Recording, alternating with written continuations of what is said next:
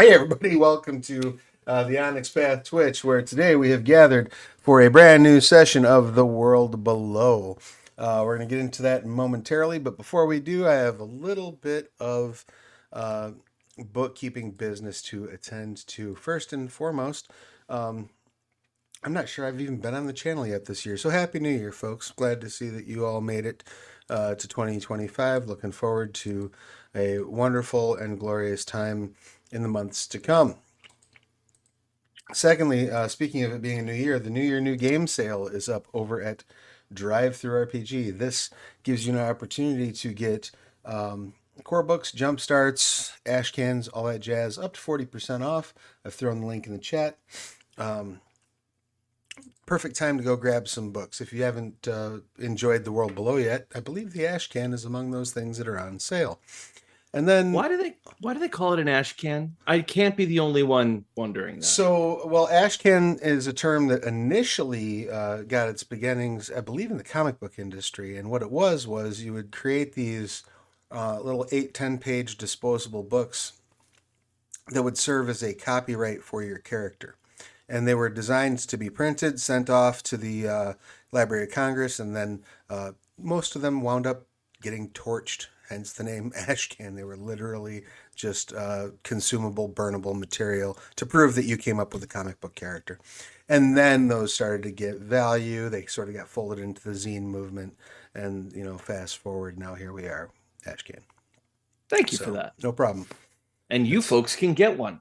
that's what I'm here for, is those history lessons. But yeah, the ash can is around. You want to check out The World Below? That is one way to do it. The other way to do it is to pre-order it over at Backer Kit. I believe if you go pre-order it now, you can get the PDF within something like 24 hours. It's not too long turnaround. And the last thing, of course, I want to make sure I make a note of on a personal note. In the Monday meeting notes this last week, the announcement was made that my company, Aegis Studios, has acquired a license from Onyx Path Publishing to publish Scarred Lands in the Savage Worlds game system. So we will have a Oh bunch yes. more news about that in the coming weeks and months. But I am totally stoked to be able to bring Scarred Lands to a whole new system. Very excited for that opportunity. Going to be a great time. And then last thing, and then I promise I'll shut up and get to the game. I just want to take a moment to send our best wishes to the folks on the West Coast. Hope you're all safe and sound, and that I know there's a lot of resources out there, and there's people sharing those on social media. I know you can get discount for ride sharing apps to get to shelters if you need to. There's places that will hold your pets and whatnot. There's so much information, and I don't want to share bad information. So get out there, Google for 5 minutes, and I bet you'll find a bunch of resources. Some of them are probably people you can throw money at if you want to help out. So you should do that because people are having a rough time out there. All that said, let's dive into it. So, when last we met, our adventurers, after having been approached in Gelphim's Rest, right at the end of Calm, or right as Calm ended and the town had opened up, they were approached by a gentleman from a distant settlement whose settlement was overrun by bugs. Most of the people in the settlement died, but the manner in which they died was terrifying, horrible, and they left their spirits sort of tethered to the place. And this man was both concerned for any potential survivors, but also for the spiritual well-being of those people in his settlement. So he came to Gelphim's Rest hoping to get some help. He stayed behind where Stropharia attended his wounds while the rest of the group built a incredible smoking machine and geared up and made their way to the supplement to get rid of the bug infestation, which they did quite well. However, in doing so, they drew the attention of the queen of this hive, who damn near killed them. They put up a hell of a fight, but eventually, due in part to their ingenuity, due in part to Bunga's massive strength, and I believe the sacrifice of one of the axes that one of you had. I believe somebody broke an axe in the process. They were able to ultimately destroy the creature and snare a chaos portal back home. And that is where we will rejoin our group. But before we do, let's go ahead and go around the table. Let's start it off with Kevin. Please tell us who you are, what you do, who you're playing, your pronouns, their pronouns, and anything you would like to promote. Hi, I'm Kevin R. Zarnicki, he, him, playing Kale Zool, he, him. I am a necromancer and I've been mistaken for an elf in my youth. But Kale Zool, he's a voice actor and a game designer and a tutor and all that good crap. Uh, yeah, that's my weak ass joke. Um, Anyway, I still have some openings in my classes. If you want to get into writing tabletop RPGs or voiceover, I have several students moving up into active service in the industry. A couple of them are not continuing lessons, a couple are, but that open up some spots. Let me know at kevin.r.zarnicki@gmail.com and we'll get you started because, frankly, having your own business in the upcoming economy is probably going to be a good fucking idea. Um, yeah, aside from that, no, stuff's coming. A lot of books on the way, a lot of new website coming, all that, but nothing to report right now. So I turn the mic over to the next. Thank you for being here, everybody. Love you. Have missed you. Welcome to 2025. Glad to have you back here with us. Speaking of people that we're glad to have back with us, if you would, please, Haley, give us your pertinent details. Hi everyone, I'm Haley, also known as babe_blade 666 on the internet. I'm playing Starfaria. Pronouns she, her, my pronouns she, her. Nothing really to promote. I'm just doing this for funsies. Get the stress out. And yeah, just glad to be back and be here. What better reason is there to play games? We are glad to have you back, and it's good to see you again. Next up, Cal, your pertinence, please. Hello, everybody.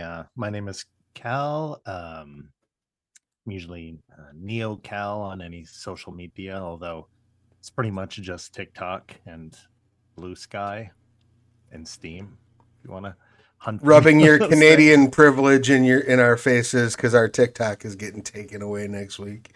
Will it? Is it? No. Is that finally a I thing? mean, well, yes, but okay, because like they wrote this, it's TikTok's going to be banned, and then nobody bothered to write like a process for how that's supposed to fucking work or what that's supposed to look like. They might be removing our access to some games because Tencent just got classified by the Department of Defense as a Chinese military company. So who knows?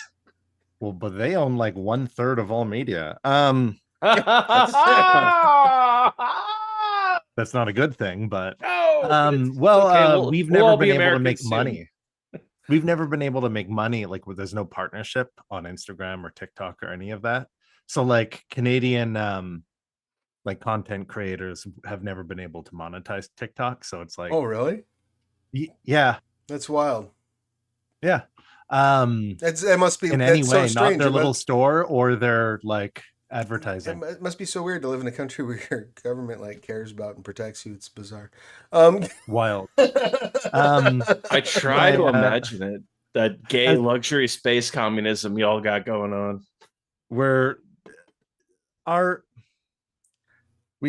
There's an election coming, and don't worry, we're right behind you. As far as we have the most alt-right conservative lunatic coming up who's bringing back gay conversion therapy. Oh, great. Wonderful. No more space communism for Canada. That's what I've heard. Boy, Mexico, help us. My condolences on the loss for a reason. But for 2025, Lasercomb, Lazor, COMB, Lasercomb podcast. It's Trek month. So we watch a random episode of each of the different new Trek and review that one like on its own in like a window. So we just did the animated series and it was shockingly good. Like the Trekkiest Trek ever. Like half of it is just like science talk, which I'm all about. As for the rest of 2025, my resolutions are actually get the ball rolling with the project that Kevin and I had, the comedy project that we had mentioned last year. and it's getting over that executive dysfunction, Sure. and talking to Travis and getting the ball rolling on getting my RPG out there. We'll make it happen one way or the other. It just and that's those are my steps. Now that And I learned I long have your ago permission to that- do so, I will nag you about that going forward. There we go. And as much as it's hard to like admit, I'm one of those people that when I have obligations or when other people I'm working with other people, that is when I get things done. If I'm left to anything on my own, I will do nothing. I don't understand it. But if it's like, oh, this person's like, we do this weekly thing and I like need to do it with them, They're counting on then me. like Yep, you need the responsibility. that is exactly it. I don't know what it is, but I can do it flawlessly all the time if somebody holds me accountable. It's Parker syndrome. I just made that up, but that's what we're gonna call it. You have Oh, well, have then we Parker all syndrome. have Parker syndrome then. There we go. Dude, I owe at least 30,000 words for Catalyst right now, and I'm like, I can't be fucking bothered. I'm depressed, but I'm organizing lots of stuff for all of my writers, so they're having an easy time. And I'm just gonna have to tell my line dev, you know, I can slam this out in one stressed out, caffeinated weekend, right? They'll be okay. It'll be fun. I've done it before. It's my process. They'll be fine. They'll be fine. Right. Also, I'm a Gemini. Wonderful. Sure. Likewise. If you need any help with that project, please tag me in. You know, many hands make light work, and I'm happy to throw mine in. And we have ignored Crow for so long, and I was feel gonna say, bad. speaking of many hands, is that right? Maybe. Crow, please give us your details. Hello. Hi, I'm Crow. It playing Savo, it they he universal whatever mutant pronouns are out there for Hey, eldritch you. for Yeah. hey you, yeah. For elven creatures from weird places. You can also find me on Mondays, the Tower game. That's Scion the Demigod. We are now in the process of our demigods reaching. They just went through the descent, and now they're going through all the other weird doobly-doos that you become a god with. And we just found out that the character I played, Nolan, is not the god of war, but the kingmaker for the Roman pantheon. We'll find out what that means later on. It's been a blast. Nice. Hopefully in 2025, you'll find me doing a lot more stuff with Onyx Path, not just playing games, but also hopefully doing some other content stuff and hoping to organize some other stuff. I don't know yet. We just have to find out for 2025. And yeah, other projects. So look out for that. And that's all I have for right now. That works for me. All right. That said, let us return to the world below. The group has managed to make their way back to Gelphim's Rest with the, I believe you had Chaos Rocks. I believe there were some spirits with you. Were there any other trophies or items that you were bringing back with you? We had some like organs and samples and whatnot of said bugs, a slew of spirit stones. I think we lost one of our rust axes, but the rest of us gave our rust axes to Bunga. Right. So Bunga's bundle of battery is all set up. It's like The Witcher, except it's the same weapon 4 times. Or Casey Jones with no variety. So TMNT, there's your next show. Yeah, I don't think we came back with a ton of stuff. Just a sack of spirit stones and some interesting biological samples. Exactly. And those biological samples could also be like its head parts. Sure. Kind of like how people put up deer. There could be a trophy. I can't remember what that's called. Trophy, thank you. Yeah. Like different trophy things, or even useful things, like maybe its claws could be shovels or plows or weapons or whatever we think we can I got swallowed by one, so I guarantee I'm covered in all kinds of goop. Yes, Um, yeah, and in fact, Straferia, you're probably the one who kind of greets them as they return, and you see they definitely look a little worse for the wear.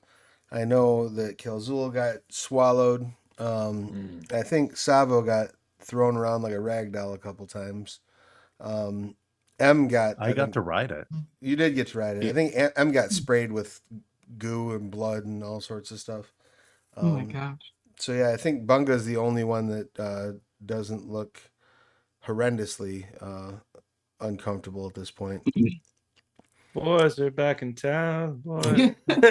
And I feel like some of the downtime that Stropharia was doing was she wanted to study or what we had said is, since they weren't coming with us for that because the player was absent, um, well, what would be something that they would like, we know that Haley would like want to do, and I think we all were like, Haley should get an extra downtime just to do, and it was kind of, or at least a role for something, and it was kind of like study to see if she could like make an anti venom or something like that, Right. Yeah. I or know that there was some sort of medicine, or to see if there's any application to because wasn't it like horrendously, like, wasn't their life cycle parasitic? Yeah, well, there was the when Armand, the old man who had come into the village, showed up. He had a bite wound, and that bite wound basically had larvae growing out of it. And so what had happened was when these creatures would bite, they would inject their larval offspring into the flesh of their victim through the teeth. And so and Todd then McFarlane. and then those thank you, and then those offspring would then eat the infected tissue and live off of it. So that was something that Straferia had the opportunity to uh, research in the group's absence, if you so chose. Okay. You also Did you want me to roll sorry. for that, or? Yeah, if you'd like to go ahead and give me a roll, let's go ahead and just lean on. We could say science or medicine, whichever you prefer. Yeah. Definitely medicine. And I would say probably either intellect or resolve, but I'm happy to hear other attributes.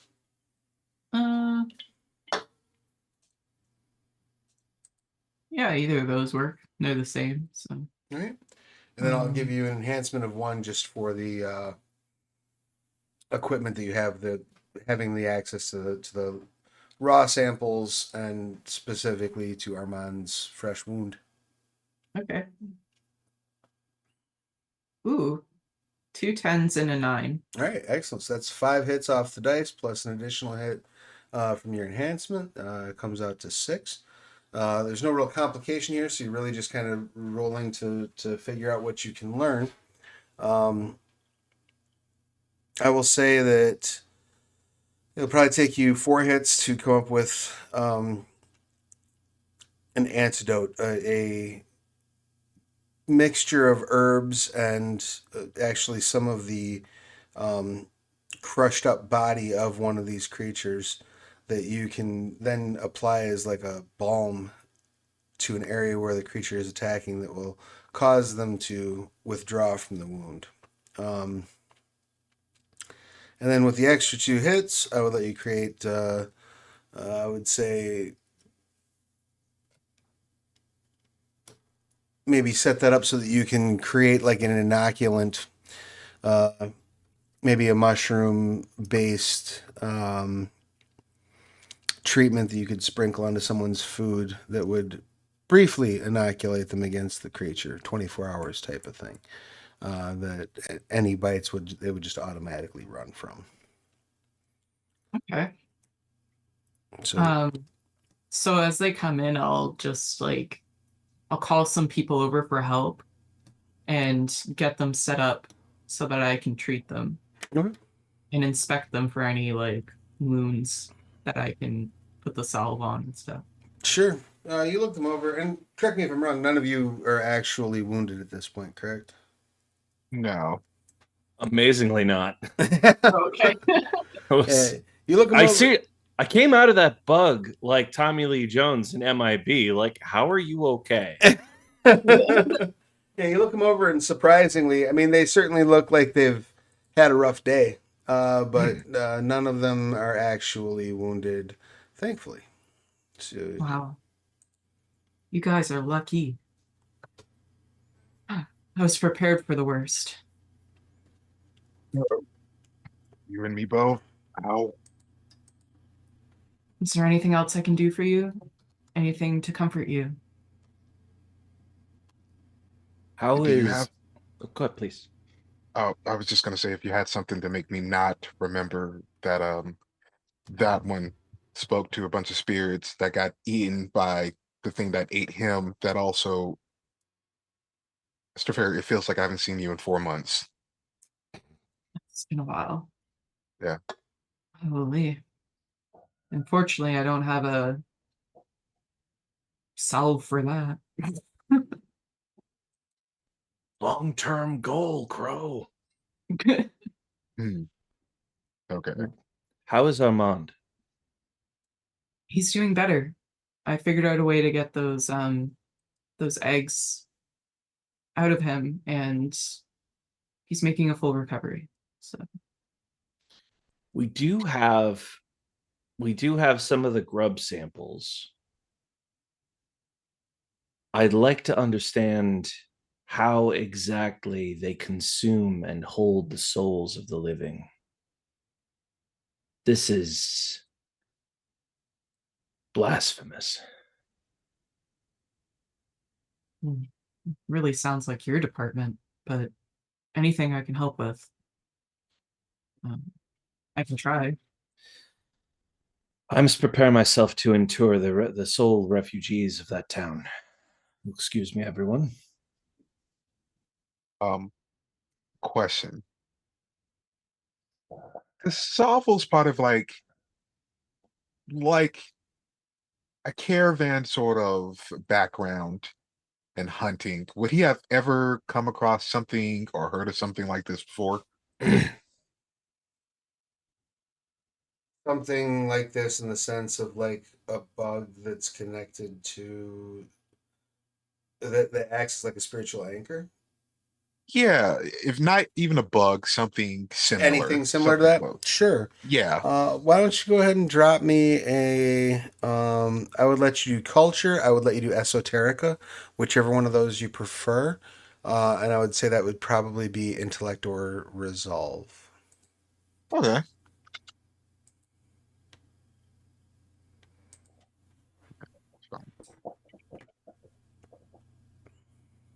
Oh yeah, I One guess if I'm a success. hunter, I'm a hunter too.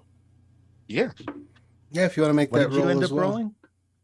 Plus, bugs are a big part of agriculture too. So you've That's got true. multiple vectors.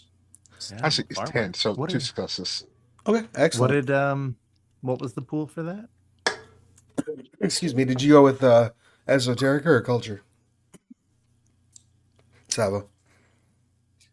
Oh, I went with Esoterica. And that was intellect or resolve. Intellect.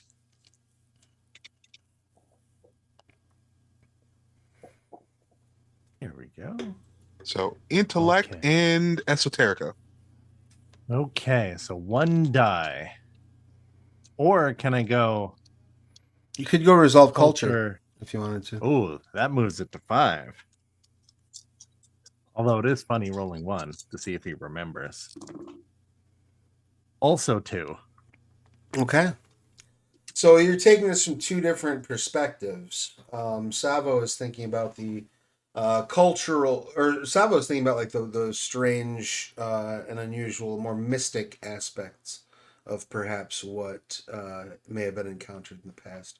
Whereas Bunga is focusing more on like actual rituals, traditions, cultures, things along those lines, right? Um, for Savo, it becomes a disturbing thought kind of crosses your mind. The kind of thing that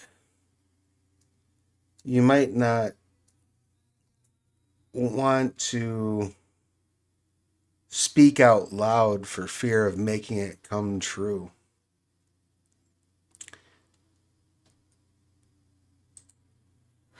The only thing that comes to mind to you that would command that kind of power over the dead are well liches.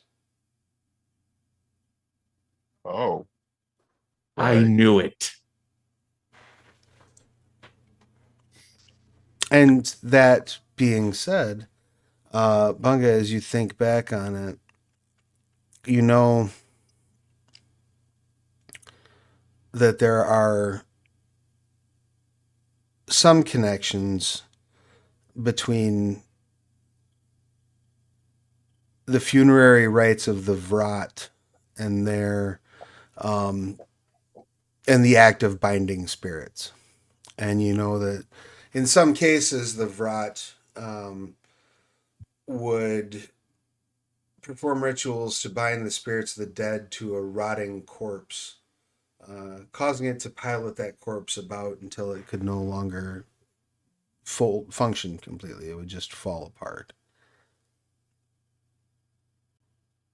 Oh, interesting. Temporary corpse piloting. The two of you are free to share those findings with others or to not. It's up to you. Bunga would bring that up to Salvo to see what else he knows. For what it's worth, conversations you guys have been there for between Stropharia and Kael'Zul. I think Stropharia is like cool with well liches, right? No, I think Stropharia absolutely does not dig well liches. Okay. Who are the ones that you guys are all cool with? Like who have the Lords of the Wells or The whatever? Lords and Ladies of Rot are the ones that I believe somebody here was okay with. I Not could me. be. It doesn't sound up Stroparian's alley at all. Yeah, because Stropharia is a follower of Gelphim. Yeah. So Right. Okay. Stropharia's religious belief is effectively that there was this great god that sort of joined with the world below to preserve life, sort of merged with it. So Golthon is around you, Okay. everywhere. It's in the birds and the trees and the rocks and all that stuff. Right. I think it might be good if each of us takes a second because this could be a good role playing opportunity or a philosophical divide. But what's everybody's like spiritual / political belief in setting? Dogma? Yeah, I have dogma's well a great- worship. Same. That's what I'm talking about. That's not a well lich thing. The well worship is well liches are considered to be the height of power. Now there's kind of two schools of thought that might exist among well worship. One would be that the well liches are the ultimate expression of what one can become. They are the ultimate connection to the well. The alternative would be they are greedy bastards who are stealing all of the glory from the well, and absolutely are in the way and need to be taken out. How you all feel on that spectrum is up to y'all. Right. Mm-hmm. So Stropharia falls in the realm of what? On my character sheet, it says the dogma is Gulfon and the calling is Hollies. So I just imagined her as like someone that tries to do good and inspire good in everyone because she sees the world as chaos, but it doesn't need to be. And she believes that like the world and everything has a spirit, and like everything you touch has a spirit, and it can be there to use as your resources to get your message across and help people. Well, that's cool, but would you see a well lich as like order against that chaos, or would you see it as a greedy 1%er situation? Yo, what is a well witch? It was what Travis was saying, like the ultimate user of a well, as I understand So it. what the well liches do is basically the well is kind of where chaos itself originates. The closer to the well you get, the more ambient chaos there is. And well liches have abandoned their mortality in order to gain power over the well. So they're basically effectively immortal beings who siphon directly off of the raw chaos of the well and use that power they gain to gather servants. Oh, that's probably like really opposite of what she's trying to do and accomplish. Okay. She wouldn't want anyone to have ultimate power or following. She wants people to be equal, and yeah, no. No, She doesn't like chaos at all. with a C, not a K. Yeah. Okay. We have to make that. She doesn't believe Wait. that her magic is derived from chaos, even though it might be, but Right. So, how does Savo feel about like ultimate power?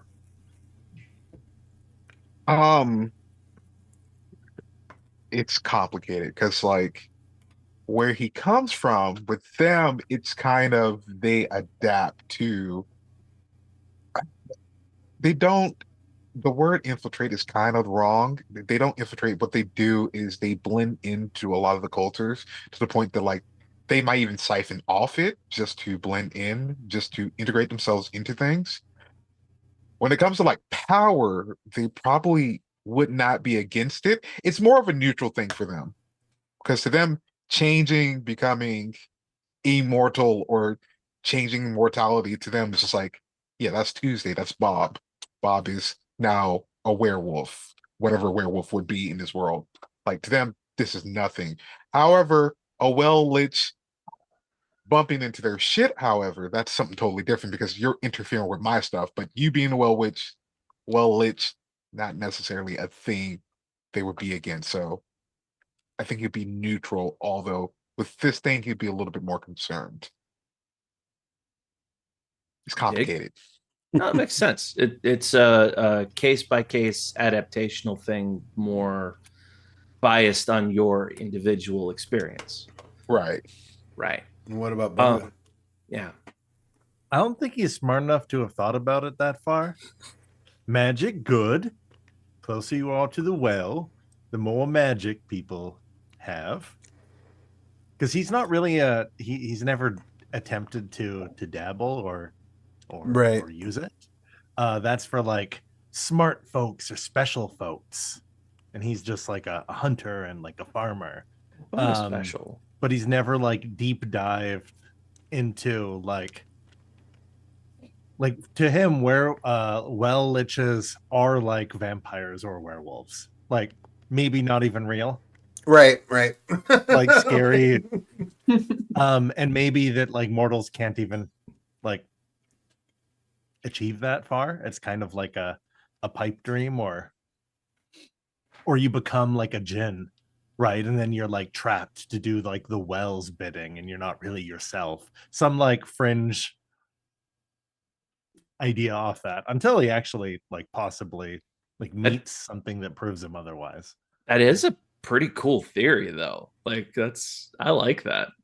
That like well liches are just the manifestations of the well in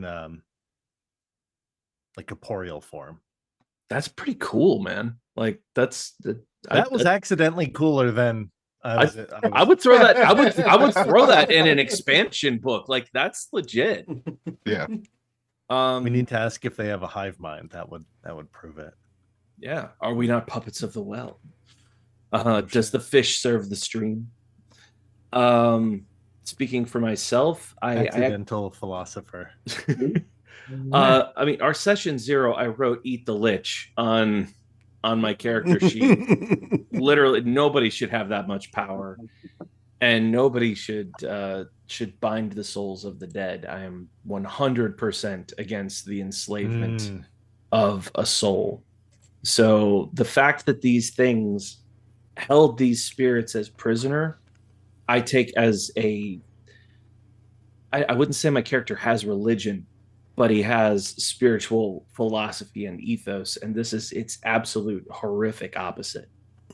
This is Yeah, that's pretty 100%. horrendous. Yeah, Like it's a simple person, but that seems like a no-no. The screaming souls stuck inside of a like a disgusting monstrosity as like poster of evil. Like Union of Cartographers, that's just useful. Platonic was awesome. Alchemist is practical, but Skullcrag Fortuna is like, die free. Right. The afterlife is sacrosanct. This may all be shit, but we can use our time here to make the next step so much nicer. I don't know where Savo is with that, but it seems like the other three of us, in the very least, view that as the binding of souls instead of letting them, whether they go to the well to be dispersed again or otherwise, keeping them there to be used by the living is like unquestionably not good. Yeah, is what I'm getting. I definitely stole some Ethan Skemp Holofaust Scarred Lands stuff here, where it's like you do whatever you want with a corpse once somebody's dead. Right. Nobody's Parts. using that shit. But Weekend souls, at Bernie's me, man. Like yeah, right. Like you need. Bernie's gone. This is about the house, but the actual soul, no, we don't truck with that. That's not gonna work. So yeah, this spooks me. This is I would be willing to follow this into a larger adventure context just to get meta about it. I would pursue this to its ultimate. Who did this, and how do I fucking How does Salvo feel about like the soul? And that's a little unnerving, but like in a sense that it's just like, I don't like that this is something I can't just hunt this thing. It's a thing that is now, it's a plaguing, horrific thing that can't just be hunted. And I think that's a little bit more unnerving. As far as spirits are concerned, again with them, it's kind of like really don't care about our spirits all that much. To put this in anime terms, freedom. It's a question of freedom rather than right. Is the soul real or where does it go? Yeah. I don't know if this was a one-time thing or if there's like a Negaverse general that like threw out its latest mutation and now we got a Power Ranger up to stop them or something. But yeah, like I want to know if this is part of a larger trend, if somebody's calling those shots. Either way, I fully believe it has to be stopped. And I know we could role play out that conversation, but that's roughly where I'm going. I think Sava would bring it up because now that Bunga has said it, it's not like, well, now it's kind of like a due diligence. You have to say something now because even he has thought about it and it's just like, well, if I don't, Bunga's just going to say like, well, Liches, and then it's just going to go into chaos. So, well, now I have to talk about it since you brought it up. Yeah. I think he would just bring it up like with Calzul in a very, because he's learned how to smooth things over is one of the skills he's started to learn. While I know how you can be, fuck is that supposed to mean? I'm interested to see where this goes. Hey, this is Savo using his people skills. My big air quotes around people. Yeah. Listen, I know you're an asshole, but I have to level with you. All right, this is getting too real. I came to play a fantasy game. I'm using my one dot in culture to show etiquette.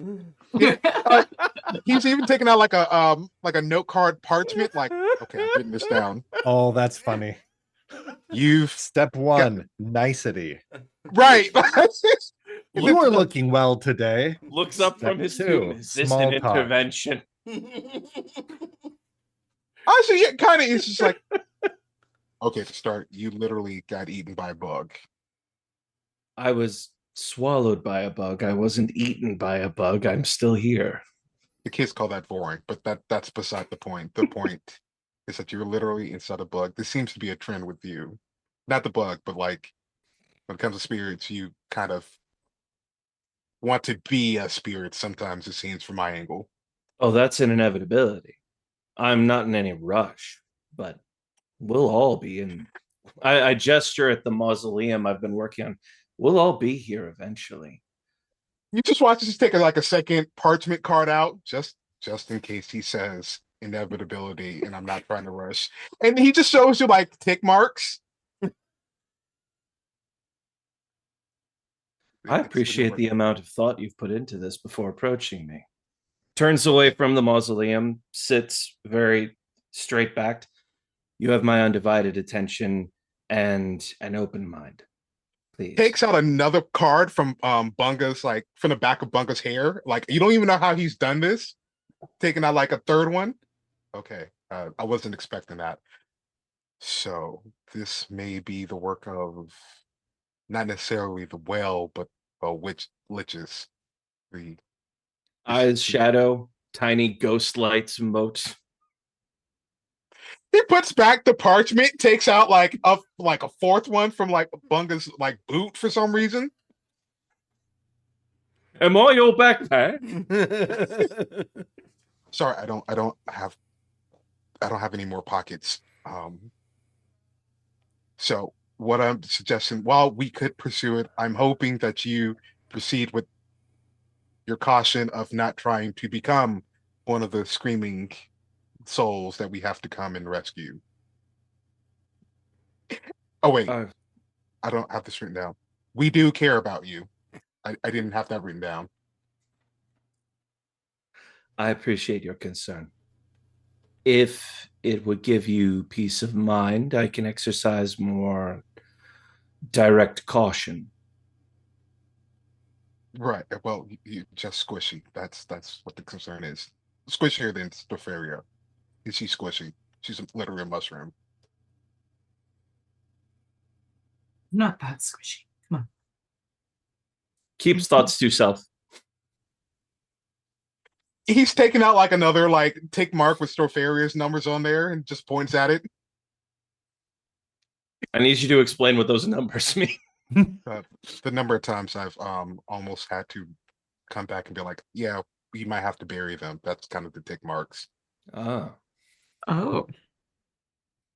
that's You a hell of a have checklist. You have the world below version of an Excel spreadsheet of every conceivable Yeah, bad really event not- that could happen.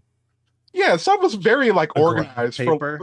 for this world, like just marking like certain things off. Like, yeah, I have it all organized. I've played a lot of Thanks, Masquerade that I looked at this character sheet and looked for finance and politics. Neither of which is on here. And thanks to me, I'm the one that helps you guys not be not squishy during battle. So, just saying. Well, you don't help me not be squishy. Mhm. It's wrong, but Wait, And that was the day they all realized they had a crush on Stropharia, the mushroom healer. I'm talking about my mythic hide, I am. And there's like a knocking sound, and then like the upper layer of like a molting like creature like falls off because of the hits, a couple of the hits he took. And there's just like a fresh, like softer, like Squishy, one carapace might say. growing. I know. Oh, He's squishy. Looks at it. Stropharia It is looks like like I'm blushing, getting just like, why did bigger. you say that? looks like I'm Anyways. getting bigger. Go on, touch it. The innuendos are piling. Well, if there's a well lich, I understand. I hope you guys understand where I stand on this. You think they's make believe too? No, anything's possible. We've seen the impossible already. If there is a well lich, it needs to be stopped. Impossible? I've seen nothing impossible. Name one thing we've seen that's impossible. We've defeated a rust knight. That was pretty easy to me. Seemed Well, possible. others Well- say it's impossible. Bunga, you're courting a librarian. I've seen the impossible. That too.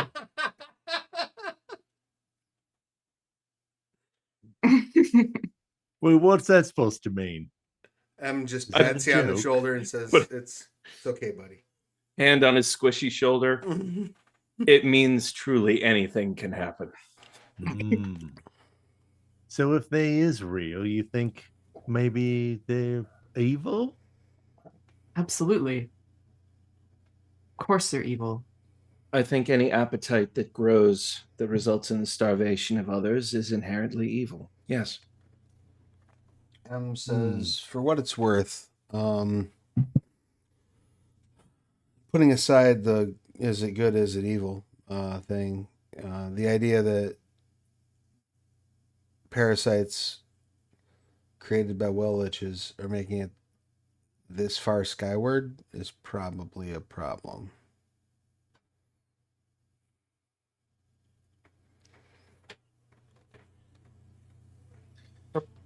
A problem that, if we're being honest, look, voice has switched. I don't know if the four of us can handle it. It switches back. I mean, it just feels like something we would have to have a whole group to handle rather than just our usual party. Well, We have allies, and she'll kind of hold her scarab necklace. We have people to call upon now. Right, but This shouldn't be Well-lich. ignored, and we shouldn't. He's saying, Fight why is it either. our responsibility, is what he's saying, right? It Because is ours. If we know about it, then we must stop it. We must do our duty to the world. What if we don't know about it? What if we came to the conclusion that that was just a scary bug? a conclusion would require more investigation regardless. Exactly. So proving it's a whale lich is up on the number one task before we get to Ed of y'all. says, Ed of ourselves. says, well, I mean, and that's part of it, right? Is like we need to. We don't have enough to go ask people for help right now. If If it came to that, if it comes to it, maybe we pursue that, but like we don't have any proof that there's a well lich. We have a vague suspicion that this might somehow be tied to well liches. Could be a subordinate or middle management. Like maybe it has nothing to do with like a well lich and it's like their proteges or followers or what have you. Well, Allow me to propose a goal that would serve us regardless. If we're thinking of building our influence such that we would be able to call upon allies against a greater threat, building that reputation would be useful regardless of whether that threat is real or not. Making sufficient friends is good for Gelphim's rest. It's good for us personally. It's good for every soul who takes shelter here. And should we discover a larger threat, then those forces will trust us, align with us, and help us in stopping that threat, which would very much be our business as well as everyone else's, because we live here, Bunga.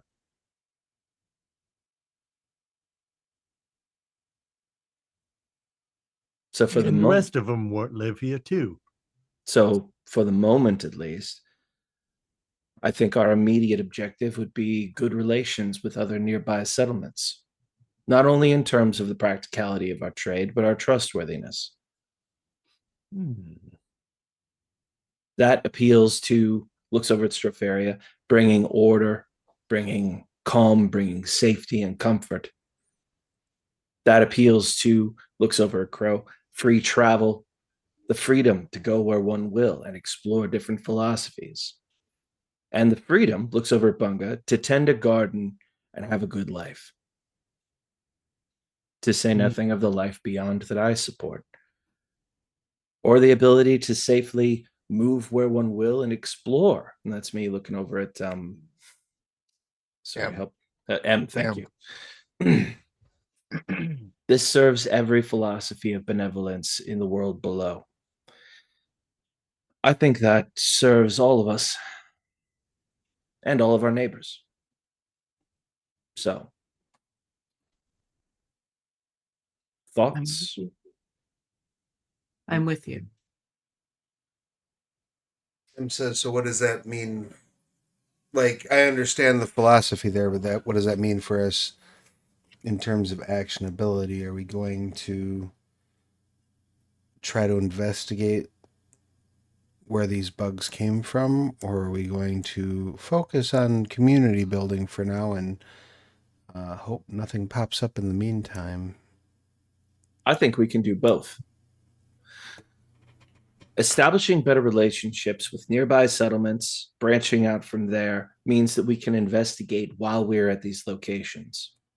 Effectively, we build better maps, we build better relationships, and while we're there, we look for any word of these kinds of events taking place in other locations. It could be as simple as somebody's trying to create bugs that consume souls. I have many theories about how that might work, but they're only theories. Or it's possible that if there is a greater hand behind this, that we'll see it in different manifestations. Cults, individuals, new species, locations, dark alliances with lords and ladies of Rot or Hemexi or what have you. If this is a natural occurrence, insofar as anything can be natural, then it is something we address as an environmental threat. If there is a will behind this, then we can trace down that will, disrupt its plans, and ultimately put a stop to it. Or maybe this is all just one singular occasion that has no greater form or function, and the trail stops here. We save the souls of one dead village and one living person, and we'll just build a better community. All we can do is do our best, after all. Precisely. And to answer your question, Em, that would mean we start with building those relationships with other settlements. We need to find out who else is nearby, who does business with them, branch out from there. Get a better idea of the up, down, left, right, forward, and back of the world around us. Build our bonds with them. Well, since our foundation, because of the terms by which we left Tulver's Hearth, we've kind of done our best to avoid direct relations with them. Maybe, now that a few calms have passed and now that we've established this settlement as the source of Lebrant and therefore hopefully dissuaded anyone from thinking they're going to take command or control of the material, perhaps that opens up some options to us in the hearth itself. Absolutely. And we have space enough that we could still expand into a couple more industries on top of that. Not much, but some. Any surplus is something worthy of trade, but it would be good to know what the people around us need so that we can become an essential part of that network. I'm gonna have to see now. I wish there was a finance skill because I'm talking about like trade and crap. Sure. What's the skill for logistics? Well, I mean, I I guess suppose it depends. yeah, depending on Technology or Culture, leadership, maybe. Yeah, I mean, it would I guess- depend specifically on what you're trying to accomplish. And Right. where it could even be artistry. Like it depends Or survival, on what yeah. field, or survival. Yeah, I have 3 in leadership. Could I suggest why a you're the leader. place? Yeah, I would be- mean, what suggestion did you have in mind? I kind of forget the whole map, so Stropharia would probably know better than me. Can I make a roll to like, oh, I've heard like a story about this place. They'd probably be very great allies or whatever.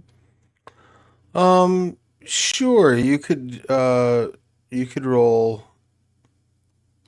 You could make a culture roll. That wouldn't be a problem. Culture? Oh.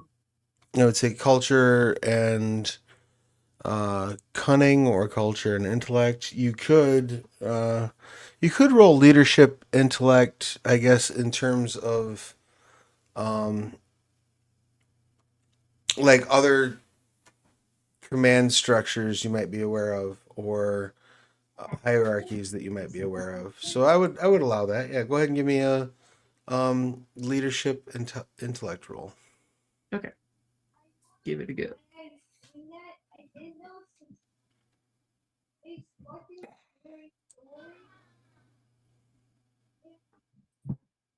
2 9s. Okay. So 2. All right. So, and you're looking for people that would serve as, I guess, like Everything that Kalzul mentioned, like the best trading partners, the best allies, what would be the next place to go that would be smart on our part if there is a threat.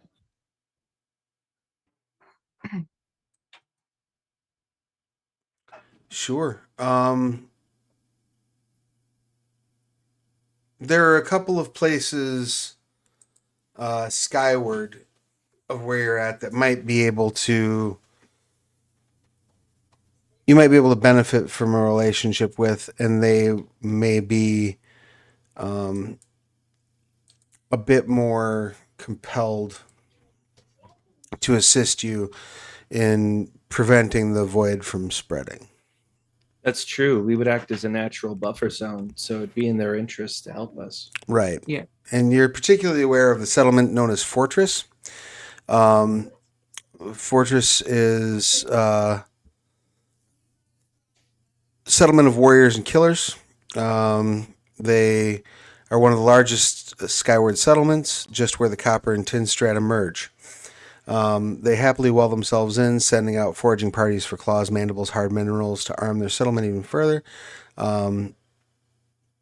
They tend to view most philosophies, religions, belief structures as a bit of flowery nonsense at best, actively harmful at worst. You could just they're- call them Klingons and they're- save us all some time. Like, yeah, they're almost more like Han Solo. Like, you know, I don't believe in space wizards. Nothing is substitute for a good blaster at your side, right? if Han Solo was one of the 300 from Sparta. Yeah, they're just very much like practical warrior types. But the two places where that would serve very well for you in terms of alliance building and having something you can bring to the party, LeBron weapons for trade would go a long way toward impressing those folk. All right. So I'll Um, say to the team, there is a place called the Fortress. If we traded our weapons that we make here, I think they would make great allies. I think it's worth investigating. What do you guys think? They're kind of I- just mercenaries that go where the work is. I think seeing to our martial defense is a very wise first move. Would Bunga have ever had been a part of that? He was kind of a traveling mercenary. You may have been to the city of Fortress. Yeah, Um, maybe. Nothing like lifetime merc, though. Just like caravan protector. sure. Uh, Actually, no. He would have never been there. That's too fancy. sure. I suppose. Question. Yes. Were they one of like the groups that Apprecians had like a weird relationship with, or were they like, yeah, we don't really care? Because I knew it was like a few of them that were like a little bit iffy about them. So, as far as the people of Fortress are concerned, um, their real the real only sort of metric by which they judge anyone is, are you willing to fight, kill, and die for the safety of Fortress?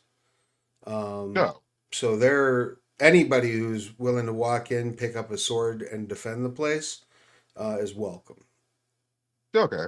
But they're also the type that, a coward in their midst would be shoved outside the city gate on the first day of calm, for example. Like it's, Ah, that's right, kind of how they roll. Now, right. as far as how the Apprecians might feel about Fortress,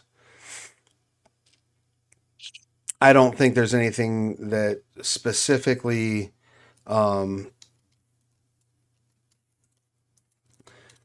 like sticks out as that they would have a particular bone to pick with Fortress. Um, the only real,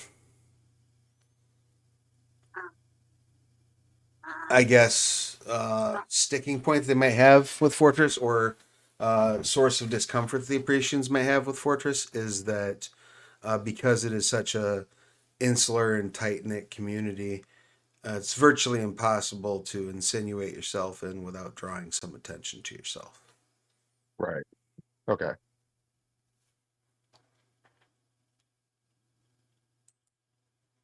Should be fine. And you all would be aware that it is run by a Darv King.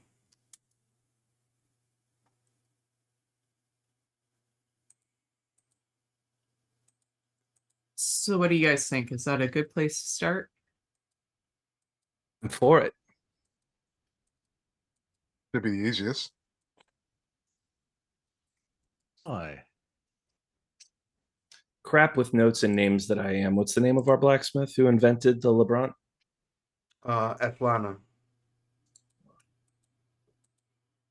Ethlana LeBron. All right. We should talk to her and see if she has any like showpieces that we could bring as a gift and a gesture of, keep these ones, but know that if you like this and want more, we'd really like to build a relationship with you. Yeah, good idea. All right. Is there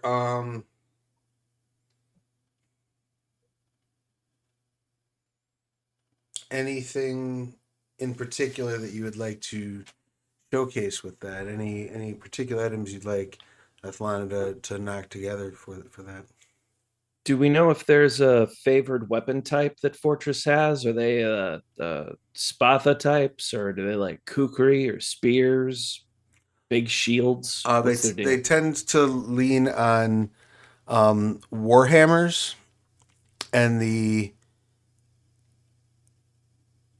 I pictured like a great axe or something. great axes are also common. The A armor pick that on the other side. the people of Fortress have or go by the nickname of the Towers, and that is a direct reference to the head to toe plate armor that they prefer. Now, whether that is plate that has been, you know, forged from metal acquired down at Tulver's Hearth, or various bug chitin and even stone that's been worked into plates, depends on the soldier. But they nearly universally wear full plate mail. Do they use shields? They do. Okay. I suppose we could look at like the equipment to make one full dreadnought, one hammer, one tower shield, one plate armor. I mean, that's not a small order. But that would be one hell of a demonstrative gift. Well, a single shield would go farther and be a symbol. Do you know what I mean? Like if we're going to them for possible defense, right? The thing that's going to be hit the most and put to the most use, even if it's just training or like showing it off or whatever, would be a shield. If we have to pick one thing, that's probably the thing to go with. But I do think that showing the range of what can be made and the sheer grandiosity of a full set would showcase our industry, our variety, that kind of thing. It depends how much we have to get away. Like, are we making like one item a month? Like, I don't want to give away like Atlanta's like 3 months. Well, if you recall, she's got several apprentices that she's teaching now. Plus, you all did build that automated forge. So, like, yeah, the simpler, more commonplace items, particularly mining tools, probably shields, to be honest. Standard blades, things along those lines, are probably all being cracked out by the auto forge. Like, she is probably working on more specialty mine pieces in this town. Right. What's up? Do they mine in Fortress? In Fortress, no. They import everything as far as okay, maybe not a pickaxe then. I imagine if they had a pickaxe, it would be like almost like an entrenching tool, where it's like for the sake of making defenses or tunneling out another path. They probably have them, but sure, like it's not important to their industry. Yeah, it would be less a cornerstone and more of part of a kit. Yeah, their primary import is weapons and armor, and their primary export is like wounds and black eyes. Like that's everybody. I love that. I mean, everybody's got food. Not everybody's a farmer or a cook. Right. I think we should just stick with a shield for now. Yeah. We don't want to show all of our cards just yet. And we don't want to look desperate either. I don't know. Coming with abundance doesn't necessarily look desperate. It can look like a prosperous, a show of confidence, like a hammer and a shield. I think that's a nice compromise.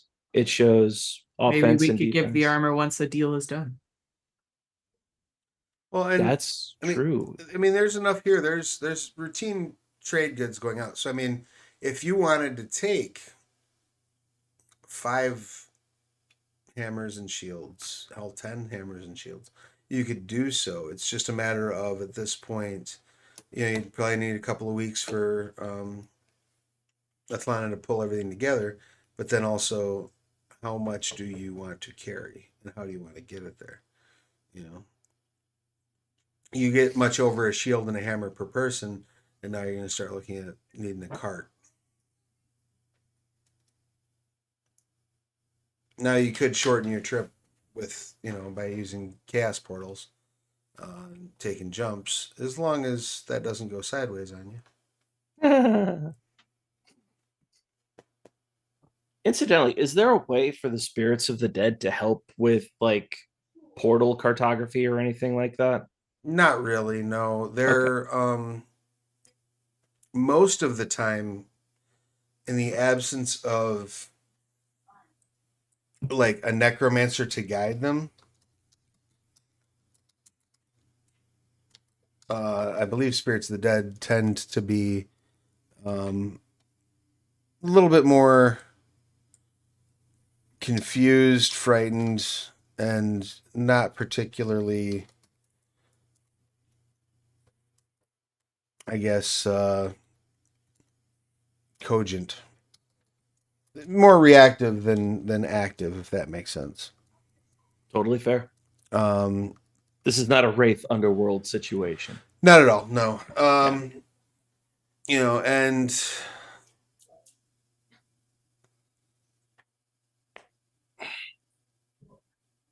they usually require some sort of payment compensation to earn their favor. And they also tend to be the ones that do stick around, tend to be focused on sharing their, for lack of a better word, sharing their pain. It's not always pain. Whatever is their sort of obsessive, what caused their death or whatever they might obsess about, they tend to want to share with the world. The other thing that you would know for sure, I'm not going to make you roll for this, is for some metaphysical quirk that nobody is quite sure as to why, invariably, if someone is killed by a spirit of the dead, that person will remain as a spirit of the dead. Like Japanese ghosts. Kind of, sort of. The grudge, it just keeps building in itself. Precisely. You had to bring that. Now I got to go watch Letterkenny again. Spooks, haunts, specters. Hell, we haven't got to Japanese ghosts yet. Oh God. That's up where I live. Do we have like a courier post in Gelpham's Rest? I don't believe you specifically have set that up yet. No, but there are people at this point. There's regular traffic going between Gelpham's Rest and Auracaster.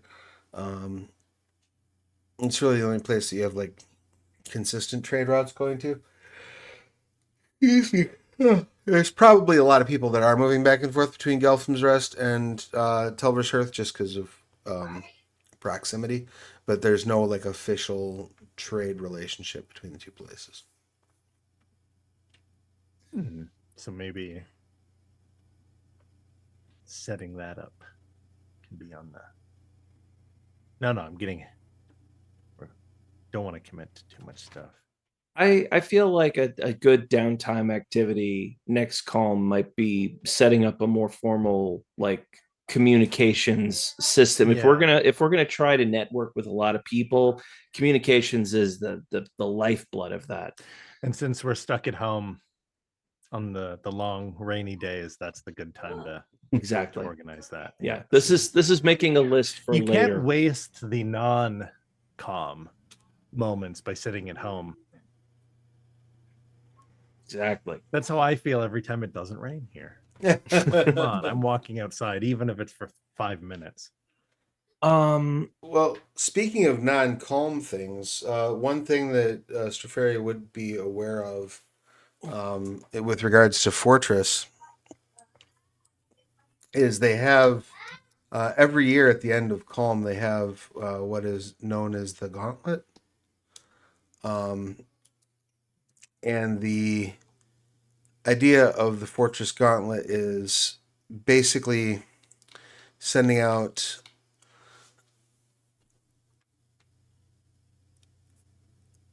a bunch of noobs. Whoever is willing to take the bounty. Doesn't even necessarily need to be someone who is from Fortress. It's technically open to anyone.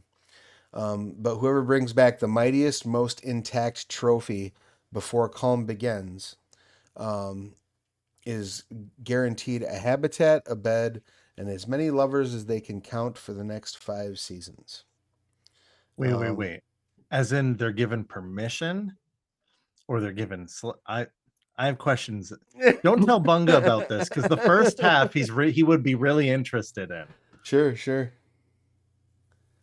For the sake many of not, lovers.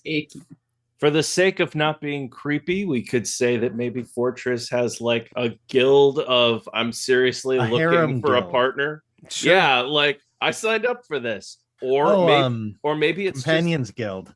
just, there you go. Or maybe it's like maybe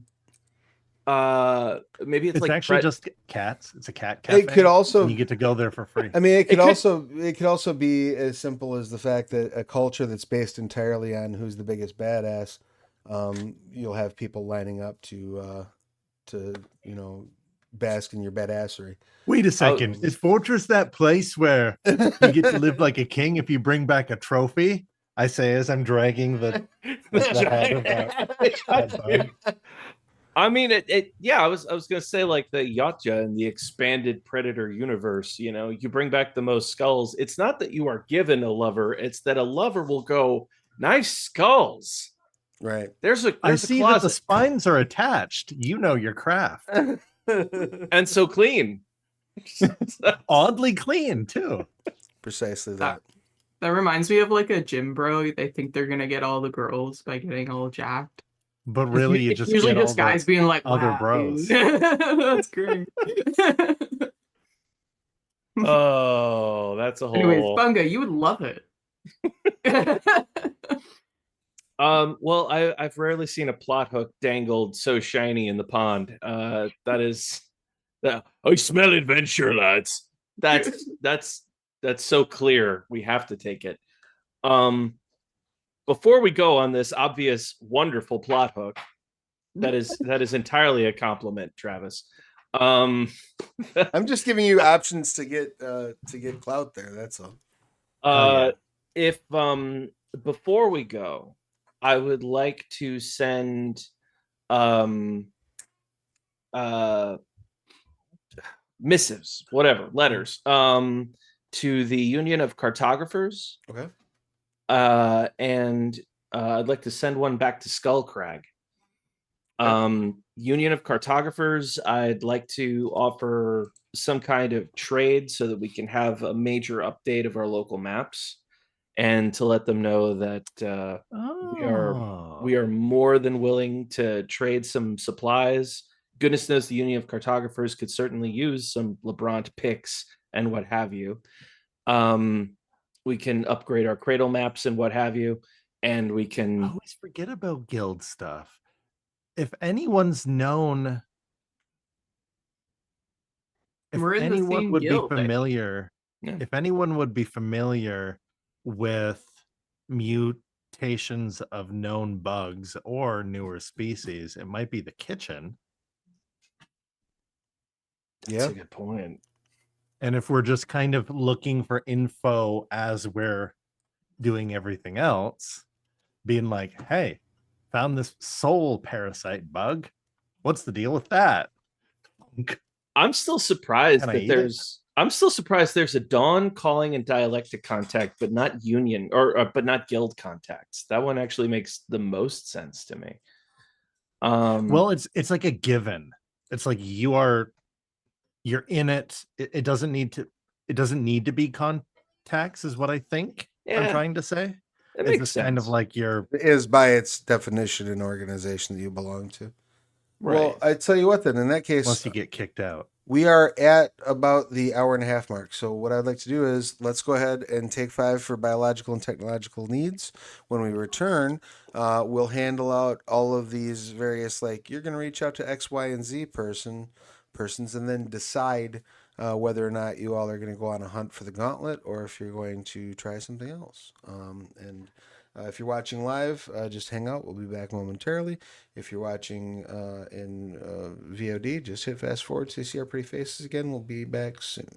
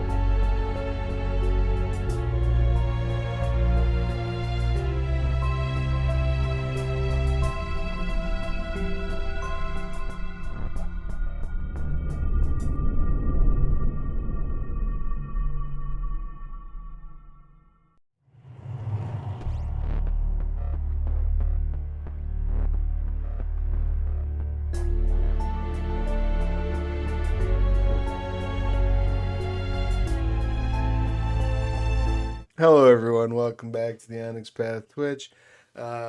We have just taken our brief break, and we are now getting ready to settle in and figure out what is the next step for our adventures. So we know that they're intending on making an overture to the settlement of Fortress, and it sounds like we're planning on bringing them some gifts of Lebrant. Shields and hammers. There was also some discussion of possibly trying to engage in the Fortress Gauntlet. If that is something you want to do, there are two things I want to kind of go over about it. First of all, you're going to have to try to decide, like, okay, what are we going to hunt? Or, are we just going to try to find the biggest, ugliest thing we can find? Do we have a specific thing we're going to hunt? We're going to try to pass off the head that we already have for it, and that's fine. But then the second thing is knowing that you have to be in Fortress at the start of Calm. So that means you're going to be spending your next Calm in Fortress. That There's doesn't. no way we could portal back before.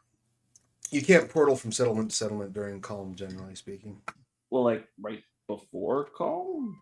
Well, someone would have to stay. Whoever's engaging in the gauntlet has to be there because that's when the gauntlet is determined. Yeah, Bunga's volunteering his tribute, and I get I'll it. fall on the sword. All right. Is it just one warrior, or is it like all of us can participate? Anybody can participate in it. But I don't think But we're is all there only sharing one? one bunk and having room for all the lovers you can eat. So Unless. we can't all be Bunga. Okay, just kidding. Yeah. Love and respect. If you need Or it, if the I can just rest of be. you all put a trench coat on, Yeah. you'd be the size of Bunga. I don't think that's how it works, buddy. Every response I have feels laced with innuendo, and it's not funny enough to say. It's just there. Fair enough. Well, so then in that case, I guess, what are you going to tell Tara then? Are you going to bring Tara with you, or are you going to tell Tara to wait here in Telver's Hearth and you'll see her when you get back?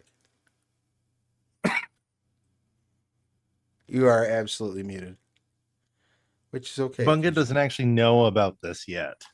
Oh, The okay. others. Gauntlet, that sounds like something fun. Gotcha.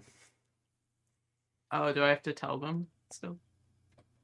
Yeah, I mean, I would assume as we're having these discussions that there's information going on in character as well. I'm also assuming that you're sharing information freely unless there's something specific you wouldn't want to say. So, Bunga, by the time the plan actually starts to coalesce, you would be aware that it would require you to stay there at least through the next calm. No, never mind. Right on. How about Savo? I can do it. Right. It's hunting. I can hunt something. Yeah, it feels like your bag. Well, I'm gonna hunt something. I just ain't staying there. So you don't want the prize? Well, what is the prize? I love that talking with your mouth full is still totally in character. Like, Yeah. that's fine. You're fine. You're actually fine. Well, what's this prize exactly? Something about room and board. Something about having 5. I don't know what you call them. A harem. I don't know what that is. 5 seasons of room and board and all the lovers you can stand. Something like that. Yeah. No, been there, done that. But I'll I help you don't- hunt something. Oh, I'm not doing it for either thing. I'm doing it for pilgrimage. Yes, pilgrimage. How do you celebrate the end of a pilgrimage? About 5 seasons of bed rest and all the lovers I can stand. Oh, that's convenient. What's with the winking? I don't understand you doing that. Neither do I. Okay. Something in his eye, probably. Probably. Wonderful. So you gather the tribute, the shields and hammers. Are you going to try to take more than one each, or are you going to, um, mean- thus necessitating a cart, or are you going to just carry? Well, I've got an carry idea. back? Even if we decide to give them less instead of more, we could always just sell the rest. So bringing a lot doesn't really. I kind of like just bringing one to emphasize that it's special. And each of us has a piece of LeBron gear as well. So it won't look like we lack. We use it ourselves, which is an important sales point, you know? And then we're Oh, less likely to get robbed as well. yeah. And, you know, if we give one as a gift, but then we're selling the others off, they're going to be like, Yeah. it takes away from the oomph. So we want to maintain a sense of special in terms of to them, but a sense of abundance from us without rubbing their noses in it. So that's the balance. We might all also want to take note of what item we have that has LeBron. Mine is my blade poppet. I don't know if I have anything. Spiked armor. Oh wait, no, that was iron. That wasn't. That was when we were trading. No, I don't have any. Should probably get something. Probably. Yeah. Armor or a weapon or some crossbow bolts or, you know, even a tool, you know, a pickaxe or a piece of jewelry if you really want to. I don't think they'll be impressed by that, but I could dress up a bit. it does shine nice. It's got that quicksilver gleam, if I recall correctly. I'll Someone commission points like his head. a circlet or something. Before we go, I did want to send a missive to Skullcrag, reporting about this potential soul eater threat. And if possible, I'd like to send one of the grubs with it. Okay. So they can do an examination as well. Warning them an entire town died to these things, so handle with the utmost and extreme care. Like package it super well. Nobody's dropping this thing and gets away or anything. So I will send that to my contact, who I will now name.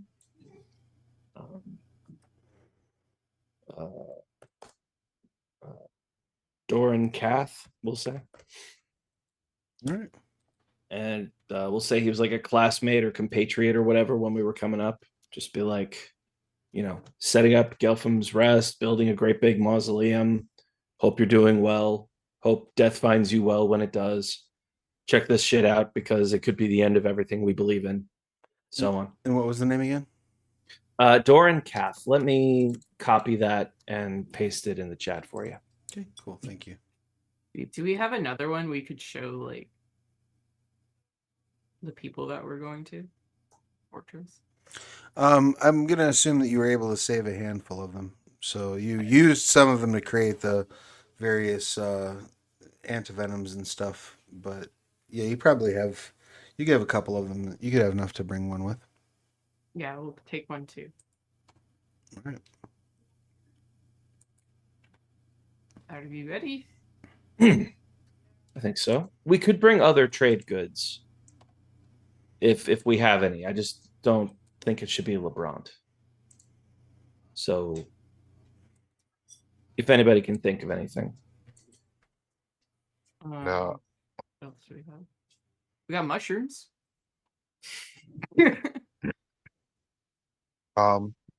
I'm sending a message to someone, Bjorn, guildmate.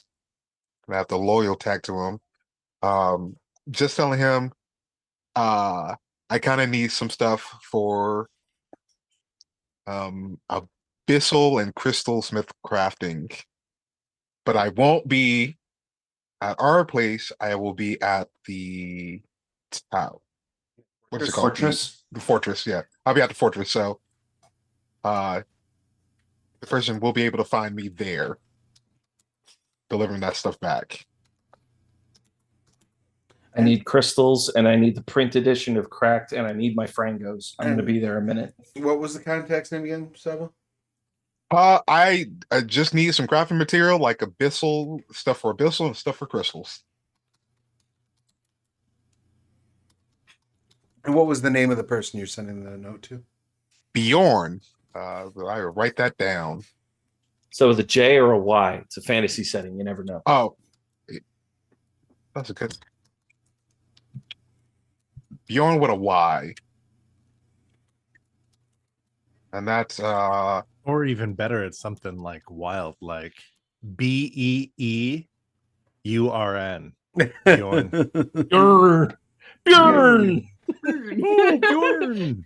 Yeah, pretty much. June. We're going to see you the crystals in the abyssal here to further the first. Is anyone else sending any other notes to anyone? I guess Oh, me and Bunga could collaborate, or the what are we? we're collaborating. The kitchen guild. That's right. We could send them. Oh, wait a letter. second. You studied under the great master himself? Roden Gramsey. Oh, Roden Ramsey. Gramsey. He did spend some time in the Crystal City. It Grab was a a thing stick to that cook a rook. It was a thing that fascinated me. So it's always been a goal to keep people fed. And what are you trying to get from the kitchen? If they know the species of the bug that we found. Oh, of course. Or have seen anything like it manifesting other ways. Any kind of soul eater activity. Mm-hmm. Because Yeah, it we'll could just just write a be, letter. yeah, it could just be like a cursed. Because it might not be that this is a species. It could be just this species was in proximity. So I There- guess we're looking for if it is its own thing, or if it's like a curse or a spell. Right? Yeah, there could be like soul eater mushrooms here and zombies there. And, Sure, that makes sense. cursed ass weapons being sold by What's people in dark linguistics? cloaks. Like the elegance of writing. What would- Artistry, probably. Ooh. Bunga no. I got 2 in artistry. All right. So it's kind of like I'm writing Stropharia, the take a note. note. Mia's looking for. Well, what she's actually doing is writing like, oh, my dearest associate, Ramsey. Right. Cool. Notes. Them's is evil bugs, and we looking for them. I beseech thee on the behalf of my settlement. She's writing like 5 more words in between what he's saying. Right, filling out the sentences to their completion. There are enough people in Gelphim's Rest that need an excuse to adventure and are happy to take a little coin to do so. So getting those letters sent out, not a problem. From there, once that stuff is on the road, what is your plan? Where would you like to go? Do you want to proceed straight to Fortress, or do you want to try to find something to try to hunt first? Should probably just head straight there with the great big bug head that we have, and if we Hollow it happen out and use it as a backpack. if we happen to find something on the way, cool. But otherwise, we make a beeline for Fortress, see if that works, and if not, we can always circle back around and kill something. Sure. Does that seem good to all? Yeah. Is there an average time in between calm, or is it like one could be 8 years, one could be like 8 weeks, and it's like wildly different? Or is there kind of like you're pushing your luck around like the year mark or two? Like, I was kind of winter vibe from it. It's not as it's not as regular as like a regular calendar year per se. But the biggest thing about Calm in terms of like knowing when it's on its way is like you instinctively start to feel it in your bones. Like you can tell that the time is near. It's so see to me that's Great Lakes winter. It doesn't always get cold around the same time, but you feel it when it's coming. Sure, yeah, that's fair. I guess I just meant, are there years in between them or months, or roughly over our lifetimes have we noticed, oh, it's usually more than 6 months and less than 3 years? Like, is there a Yeah, I mean it's yeah, it would be more the latter. It's usually not going to be uh shorter than a couple of hundred days between them, but it could go, 500-600 days between them. Because really, the only real means of keeping time that you have, aside from calm, is the rise and fall of the sunflies. So if a human lifespan on average was 100 years, you'd see, let's call it 60 calms. It'd probably be closer to like 70 to 90 calms, probably. Okay. Okay. There's your odds, all right? your averages. Okay, so there's not really like, It happens a lot, probably. when you go around the world below, like it's not like an adventure that's like taking like years. You need to plan that there are going to be many calms ahead, and you may need to stay in different settlements. And Unless you have one of your own. especially if you're not like 'cause what you all have been doing so far in this campaign has been sort of yo-yoing back to your own settlement yeah, at the end of the day in time for it makes calm. adventuring like many year process rather than just going on or disappearing. Right, but some people will instead go, like if you're, for example, if you're on a pilgrimage to the well, some people will just continue moving in that direction and then take their calms at the nearest settlement they can find. Yeah. Way stations for wintering in would be a really good business.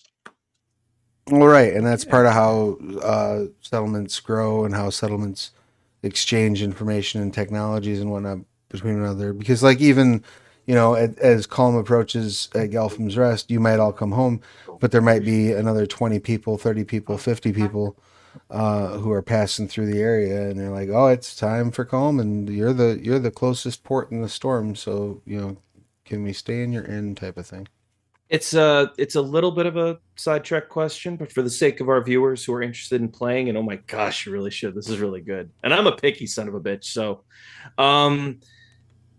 what if you don't want to handle town management in your game? Are there downtime activities you can do if you're like a wandering nomad type? Yeah, so you could just not do the settlement stuff. Sure. And alternatively, just because your characters are not actively engaged in the settlement's management doesn't mean the settlement that you're staying at during calm doesn't have shit happen. Sure. You know what I mean? So it can be very much, and it's also very much up to the individual group in the sense that, like, we have run all of our calms so far in this game basically as like a downtime talk through, and then people spending experience, and then we move on. There's no reason why you can't. Dawkins, when we were doing the crowdfunder, ran a very cool 2-part actual play that the entire thing took place during calm. It was I could see a really good murder mystery during a calm. Exactly what it was. Actually, it was a murder mystery. Yeah, during like calm. you gotta finish it before calm ends, or else the killer will get away. Right. They're trapped there with That was basically the vibe. So you can tackle those specifics however you want to. Just Cool. like you could also do There are systems in the book, and we use those systems, and probably will use those systems right now for your expedition as you're trying to get from A to B. But you can also run it more traditional game where you know are doing a hex crawl and you're going over like what each chunk of that hex is. That is an option for you. You know, those are all things you can do. I like it. So, let's talk about our expedition then. We move faster if we travel light, right? Theoretically, it's safe to assume that yes, that is true. So, big bug head, hammer and shield gift, provisions. Anything else? Because What personally, I'm going to do the MacGyver school of, you know, I carry the satchel. It's not really for what I'm bringing, but what I find along the way. Sure. Uh, Go ahead. I think Salvo is like searching out the fastest, safest route, whichever one we can get into like a happy medium. That's what he's looking for. Sure. Um, Do any of you have any sorceries to bring to bear that would help with navigation, or any theses or synthesis, maps, things along those lines, anything like that? More things so we don't get lost, like bug talker. Okay, those do come into play. Swarm's call, which would one of those without the other seems silly, so I took both. Like summoning a bunch of bugs and be like, well, they're here. Welcome presence, so he seems like friendly when people get their first impression of him. But other than that, nothing to actually like affect the expeditions like roles directly. um, I got fungal communication. I like that one. That Mushrooms. Yeah. I It got- helped the one time that we were on fire. yep. Yeah. I got chaos sense and tremor sense just in case we're searching out dangers and stuff like that. I mean, if it's not dead people, if they can't really help us, that's not tremendously useful. But I can use Trove Revealed and let's see, One Man's Trash and Always a Helping Hand, potentially. And are you? Can I use Always a Helping Hand maybe to help find a guide or somebody who's made the trip recently and can give us advice? Sure, that'll work. Okay. And are you trying to rush and get there as soon as possible, or are you going to take your time? We were looking for that happy medium, right? Like speed but safety. Sure. Yeah. All right. Yeah, I think so. Can we spend one momentum to find a helpful person who knows the path?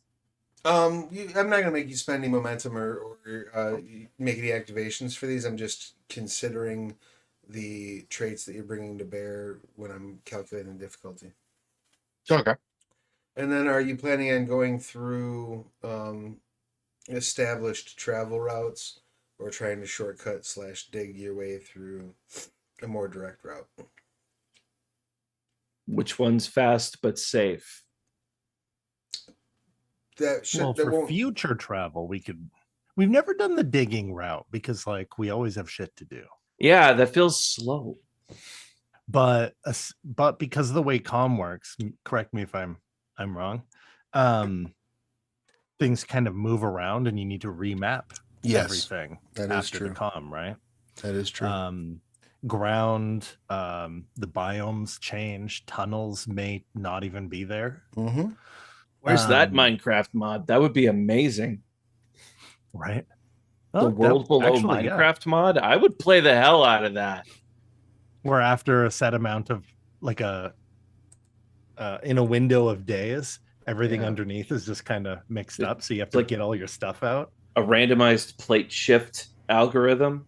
It's filthy. Or it just reseeds the ground, but not the surface. Someone call Mojang. Quick, call Microsoft. Right, Be get like, it hey, out. Never- we have an idea. Oh, it's Microsoft. Never mind. They own Never happened. Minecraft, yeah. Yep. Anyway, I say we pick the roads more traveled. Right. potentially Alright. a chance to network. In that case, let's Potential get ban. Look for information. who is going to be the head of the expedition. It was always Bunga because It's usually Bunga. survival. Right. And what are you leaning on for your pool? Survival stamina? Survival stamina. All right. Yeah. Give me a survival stamina. Your difficulty is going to be 5.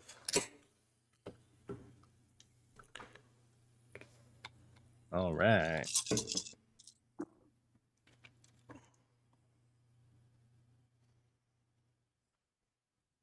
Hmm. So what are successes? 8, 9, 10. 8 nines are 1 Okay, hit, 10s are okay. 2. Not 6s and 5s, you say? No, not those.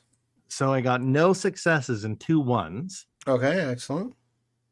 Yeah, but that's a you How does- excellent. Is this changeling or is this? I can't remember if botches happen when there are no successes. Or you Yes, choose but to botch. the expedition subsystem works a little differently than a standard roll. Hmm. So the good I news, got 3 1s and no successes. If this was Requiem, it would be a failure. But if it was a botch, it would be because you made it a botch, and That's then what you I get was- XP for it. Changeling and Requiem, you could choose to make a failure a botch. That's Right. what I was thinking of. Such a and, good and system. in this case, it's not so much of a pass fail as like how good or bad does your trip go. And fortunately So for it's you, not my fault. you will get some momentum. I'm going to add 2 to the pool as your guide takes you a ways along the Ferris road. You're not far from it, coming out of Gelphim's Rest anyway. And as you go skyward for the first 2/3 of the journey there, probably, you're able to stay on the Ferris road. Everything seems to be pretty handy, and your guide seems to be fairly familiar with the paths. But unfortunately, when the guide claims that you're only a mere couple of days outside of Fortress, as you're moving along a particular tunnel, the earth gives way beneath you.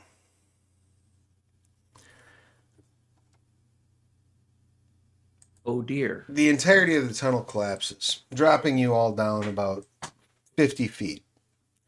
On the bright side, when you land at the bottom of that 50 feet, the ground is relatively soft. With cordyceps. It's enough that you don't take an injury from the fall itself. It's only elf cordyceps. However, Oh, what? You're all elves? you find something rather odd. The scent of ozone fills the chamber you're in. And there's a bit of a flicker of adjusting brightness of this sort of dull red glow that fills the chamber. And it flashes and flickers a little bit brighter from here and there. As you start to sit up from your rather loud landing, it becomes very clear to you that your guide didn't make it. He landed just not right. It also becomes very clear to you that there is a loud thumping noise moving from the far end of the cavern toward you. And you realize that this red light that's glowing is sort of being cut by stalactites and stalagmites. But it's coming from the same direction as this thumping. Backup trophy time.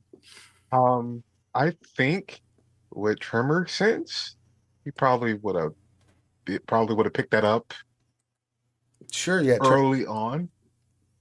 Unless it wasn't moving until we fell down here. Even then, your tremor sense might give you a finer tune of what it is you're feeling or sensing. Right. Give you some like daredevil. Yeah, go ahead and make stuff. a your choice of culture technology action. Okay.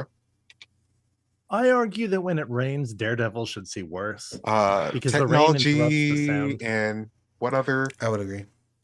That would probably be cunning, I would assume. cunning? Okay.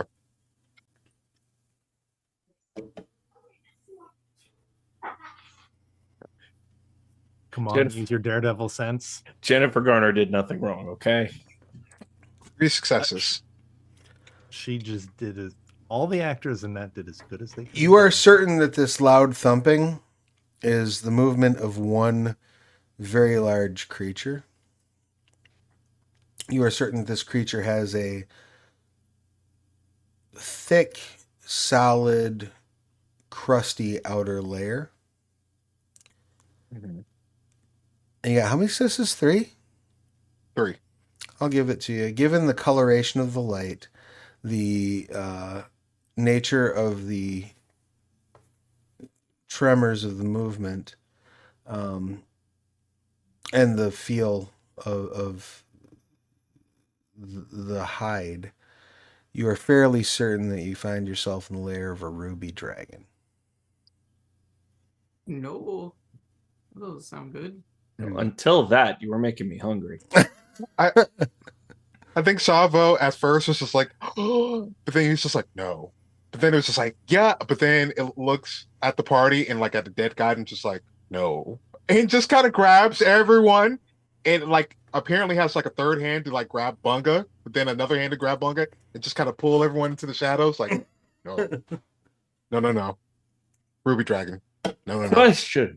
Yes, Dragons are different in every single setting. sure. Can we roll and what do we know about dragons in the setting? Or is Yeah, this, you like, can all drop common an knowledge. esoteric roll. What I'll tell you is common knowledge is that they are incredibly powerful. They tend to draw on chaos directly. And though they have variable personalities, pride, desire, and aspiration to magnificence seem to be some of their defining traits. You can go ahead and roll esoterica cunning to see what you know about them. You got 5 hits. Excellent. Yeah. Oh, I know nothing. Nothing. This is my circle. How about for Savo? I mean, I don't even have Esoterica, so Right on. it's What was the freeing roll? not having to make Esoterica some roll. and what? Esoterica cunning. Oh, I'm I not. don't have that, so yeah. I got 1 dice. to work with. Yeah, I got 5 in Esoterica, so Anything from Steferi? Oh, I got a 10. Right, so it's 2 hits. So you know everything I said previously. You also know that ruby dragons tend to inhabit the intermediate strata, though some of them move more skyward or wellward, out of an urge to expand their territory. They like to increase their temporal power, subjugating entire populations and keeping them bound under their crimson claws. they bad. They consider stories about triumphant humanoids a provocation and seek out the most heralded of tyrants to subjugate or destroy. You know this as well. Kelzul, but you also know that inside, beneath their ruby scales, is an actual like engine of lightning itself. Like they have internalized lightning that they can, of course, also expel in an angry growl. You know that they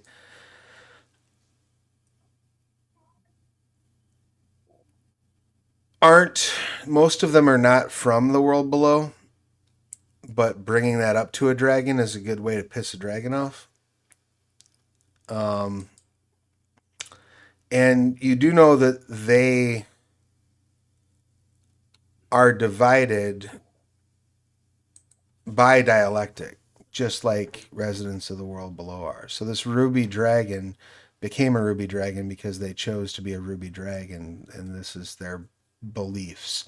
So these personality tendencies aren't just like quirks or usually. Oh, This is like, I chose to be this thing. so they. Oh, I see. So it's how they look resulted from what they're like. Right. This rather the way that than a scarab the takes breed of. on. Right. Or a plutonic. Right. Yeah. Are So they, they're like, more animalistic, or they have intelligence kind of thing? Oh, they absolutely have intelligence, and they're capable of If they speech. subjugate. Yeah. Okay, so they can be reasoned with. Theoretically, they can be reasonable. well, intelligence and reason are two different things. But yeah. Okay, on a scale of Pete's dragon to Smog, how big is this thing? It's probably Like more on the smog side. It's got I thought it was pronounced Smaug. it's got you're a Canadian. You don't get to debate pronunciation with me. Ah, shit. it's got some power advantage and durability advantage due to its sheer size. He's a chunky boy. This is a Cymbarum scale dragon. Yeah, Okay. he's not small. The size of like 4 elephants, or the size of like 4 elephant herds. Four elephants closer to 4 that, elephants than 4 four elephant elephants herds, for that sure. ride on a big turtle, or four No, the like turtle rides on the 4 elephants. oh, me and Terry Pratchett are wrong then. The other way around. That explains it though. That makes more sense. No, 1 elephant on 4 turtles, 1 under each foot. Stop it. My brain can only take so much, Cal. All right. So as this dragon is walking in, yes. What are our odds? I rolled 5. What are your odds of what?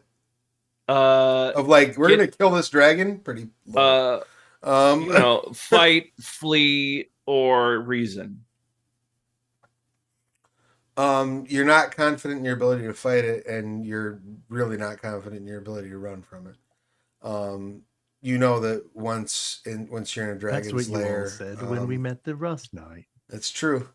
You know that once you're in a dragon's lair, it knows you're there. Hiding is an exercise in reflex more than it is any actual hope. So Since I got Get a 0 reason with it. successes on my cunning esoterica roll, Bung is going to be like, oh, don't move. Their vision relies on movement.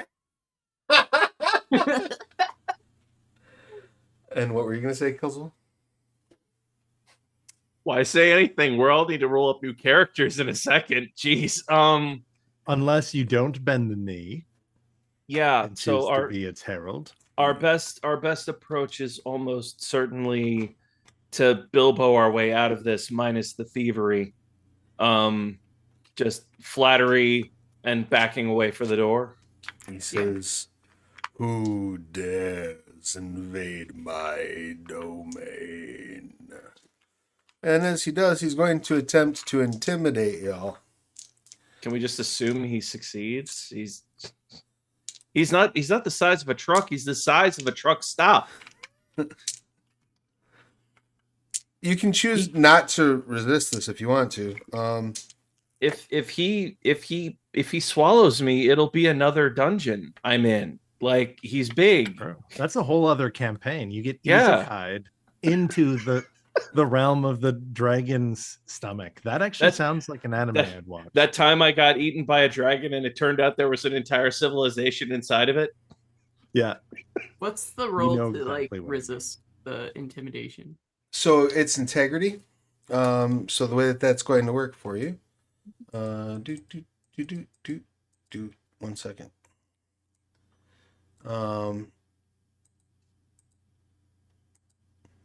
Hey, good. Resolve plus composure. I'm going off my Requiem days here. No, it's absolutely not. So, integrity serves as your social defense. So you will roll your choice of resolve or composure. You will add that to your base integrity of 1, and then you can use whatever hits you generate to purchase integrity tricks. You also have attitudes and bonds that may act as enhancement toward their influence or integrity actions. I would say that I would allow you to lean on your bonds with one another to hold fast in light of this threat. So you can take your highest bond and treat that as enhancement on your roll. Okay.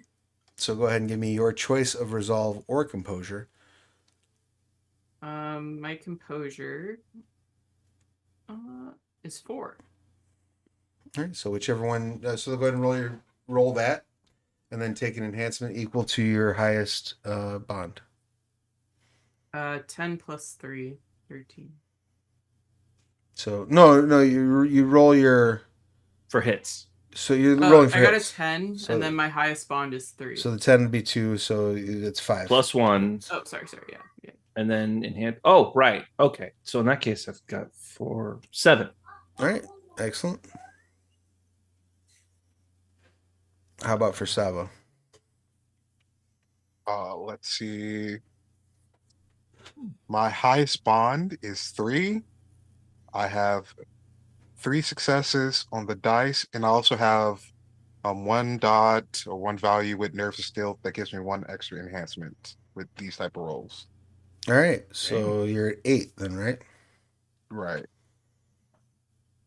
How about for 6 Bunga? for me. 6. Excellent. Everybody except for Savo gains the frightened, I believe, Gains the PP pants status. modifier. Let me double check this real quick. I assume everything smells bad in this setting. It's It's like earthy. The whole thing That's smells fair. very earthy. everybody wants to live in Dune until you know that everything smells like piss. Yeah, like I don't know mean- if I had some issues with Dune. Terrified is the status that you get actually. Right. Oh, terrified. So I'm gonna get a little nerd shorthand here for you. It's the right crowd for it. Your character is so afraid of someone or something they can't help but try to run away. You suffer a moderate complication to any action you attempt that does not involve running from the object of your terror. If you fail to buy off the complication, you must spend your next action making a full move away from the source of your fear. The resolution is you move beyond long range of the source for longer than a single round or the scene ends. As this thing steps, like it doesn't, before you see like the nose and like one clawed hand come around the stalactites and turn and look at all of you. Savo, you somehow managed to retain your composure. But for the rest of you, you ever read Dragons of Autumn Twilight? Like, you just lose fucking sense as this horrifying beast comes around the corner. You've heard tell of dragons before, you've had them explained to you before, but you never in a million years could have fucking imagined the sheer terror that is this beast coming around the corner at you. It's scales sparkling, underlit, the red ruby color underlit by the lightning dancing around inside of its form. Ow. let's do. How many of them can I grab? How many dragons? Friend, can I? You can carry 4 bread boxes, but 0 bread box factories. How many of your friends can you grab? I would say you could grab the 2 that are also terrified. But I'm before gonna you do grab that, them and let's do some initiatives, shall we? We are luggage. So it will be the higher of your cunning plus athletics or dexterity plus empathy.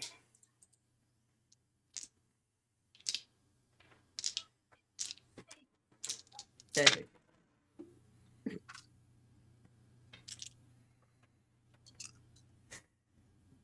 Ooh, I have quick reflexes, which adds 1, 2. Look at me remembering to look at my Awesome. sheet. 2. Oh, I needed 2. it. 1. Wow. That pool's huge. These dice. Need to put these dice in a. I'm rolling. So Google Dice have been suspiciously good to me. You got 1, Savo? suspiciously. 1. Yeah. And 3 from Bunga. Excellent. Bunga, you have the first action, believe it or not. Yeah, my dice pool's huge for that. It's just, and I get +1, and I still only got 3. Okay. Man, So- 7 hits and still terrified. That just tells you the scale of the thing. Yeah, they're made of like rubies. it got 6 hits and it has 1 advantage on intimidation. So the only person who Savo barely didn't get terrified. Yeah.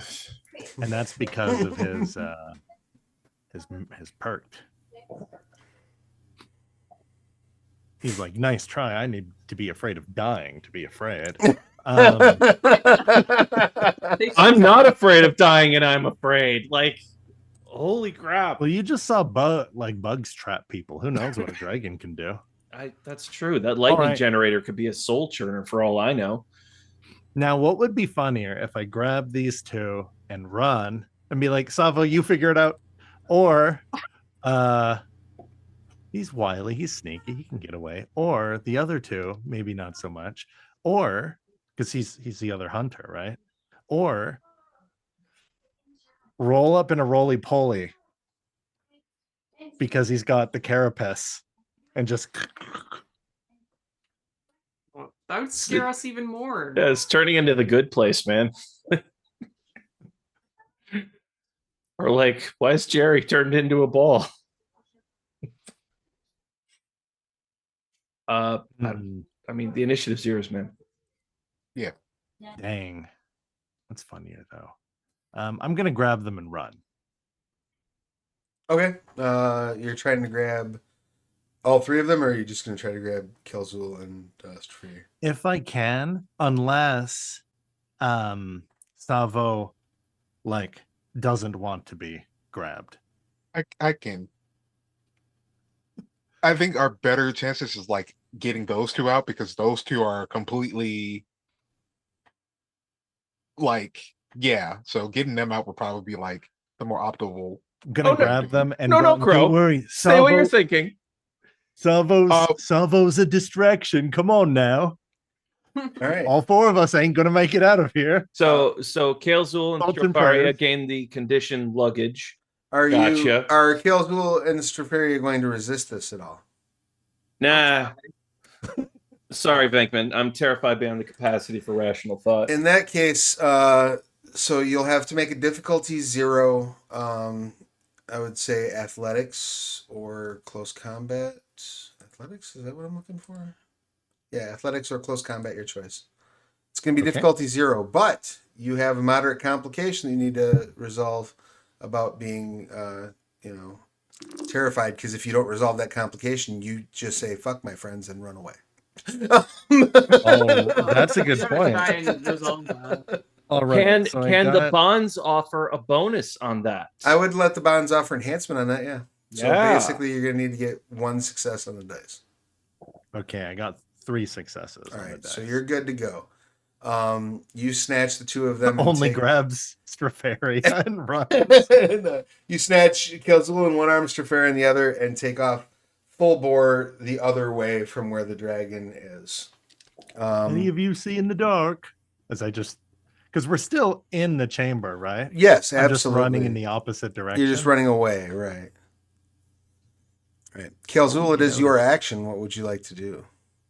Do I see the exit? No. Would you like to make a? I would say, let's do a survival or Sure. enigmas, I like that. whichever you prefer. Let's pair that with your cunning.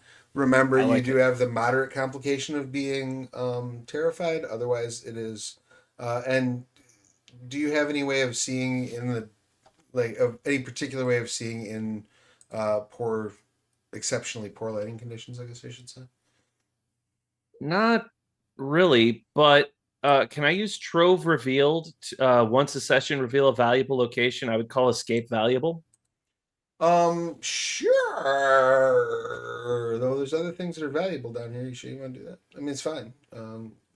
Either way, this is the only chance to get to do it. The this session, dragon's probably, so. treasure. I'm not stealing Dragon's treasure while I'm terrified.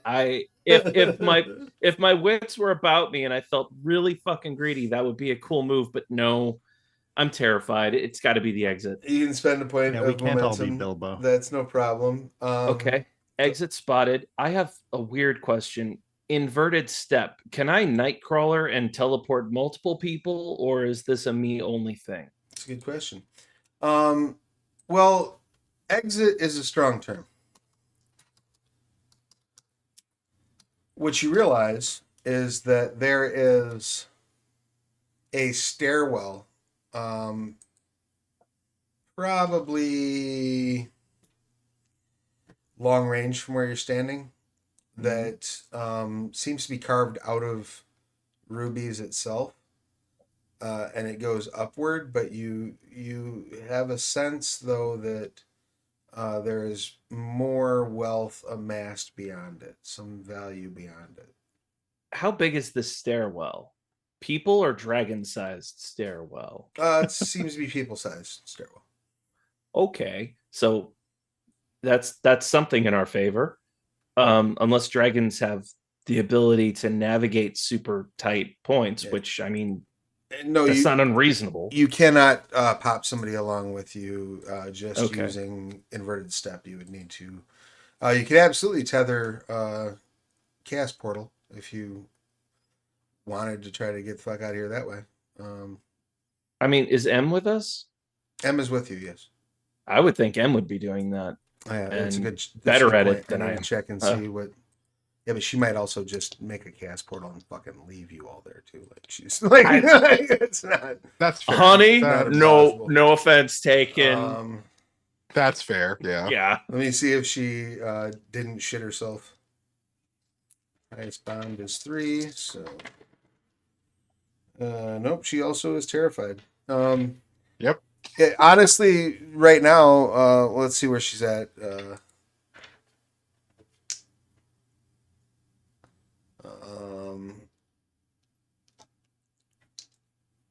Initiative wise, 2, 4.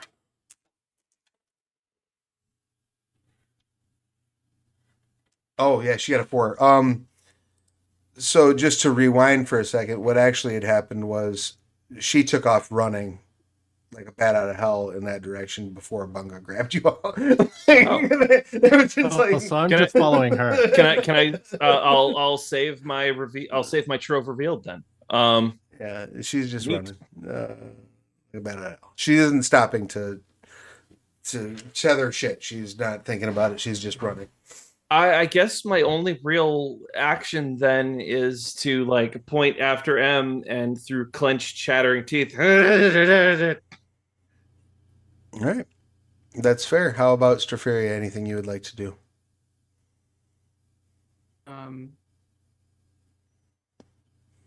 Yeah. I'll try to use words of judgment against the dragon. Excellent. Let's see. Shame. Let's see how that. It's a bold strategy, Bad Captain. dragon. And that brings us to today's sponsor. Whoops. So word of judgment. right? Yeah. All right. So this is going to be Branded status. presence plus. Or sorry. Yep, presence plus persuasion. Right? Branded status. Nike. You're going to declare them to be unholy.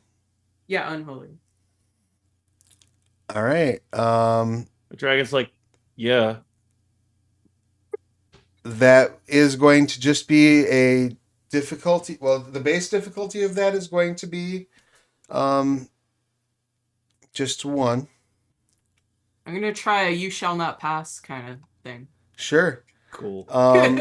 You have the complication, the moderate complication of being frightened, Right. and then you have one more complication because of the layer. Because the ambient chaos. So go ahead and give me that roll. It's your target 1, complication 3. Do 8s count? 8s are hits. 8s and 9s are 1. 10s are 2. So I got 8, 9, 9, and 10. Nice. So 2, 3, 4, 5 hits. That's enough to resolve all of it and get your success. And the dragon becomes crestfallen and is considered unholy. Nice. Um, And I'll try to. Can I try to like stay in the fight for Stavo? I mean, you're being carried, Yeah. but I already did my action though. you But did I'm just make kinda you did passing get it past and, it. You like- could like you if Bunga's not like holding you, you could shimmy out of his grip.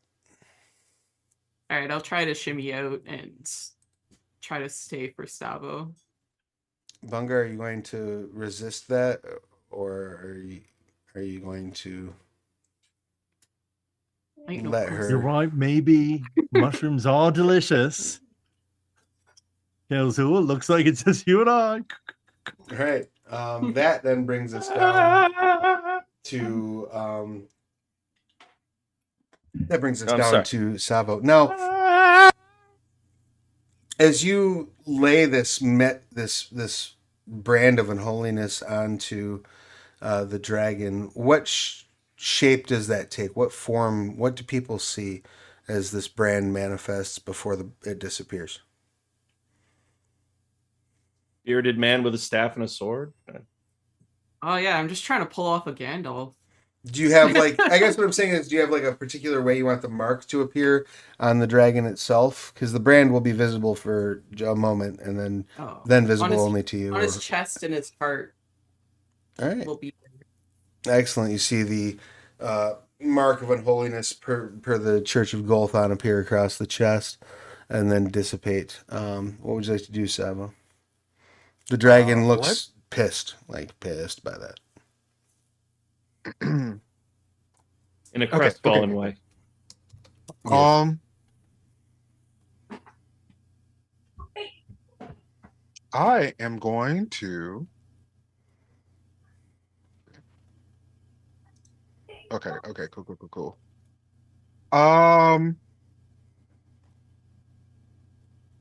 So basically, I am just going to be like, and this will be the first time we see Salvo actually take off the LeBryant helmet. Uh, the other party would probably just see the back of this weird head that, like, that is an actual person's head that I'm seeing. That's a little bit more unnerving. But you just hear, you wouldn't hurt your fellow kin now, would you? And you see that sparkle of lightning kind of burst from where he's about to, where he usually does like that launch. He stifles it, but he is using exploit weakness. He is exploiting the dragon's weakness. Um, That's so cool. and you are not frightened, so that's not an issue for you. No. The dragon is crestfallen, so what this will then allow you to do is utter a curse on him. So yourself or one of your companions gets to re-roll a failed attack or influence action, or ignore a single complication up to moderate against the cursed individual. So that is in place now. Uh, and I think that's all he can do because now, before when they were getting out, he had one plan in set. It was like Plan A, Mhm. do like maybe some combative back and forth. But now that Storfaria has put this brand, it's just like, I'm not going anywhere. I am staying and defending Savo. Savo's just like, Oh, Plan B. So he's making sure, trying to like lock in, like, we're kin in this. We can't just be attacking each other. Let's talk it out. All right. He is going. Dragons love other dragons, right? No, not even a little bit. Oh, geez. No. Yeah, I was wondering if this is like well, they're territorial. Maybe they don't get along. Like,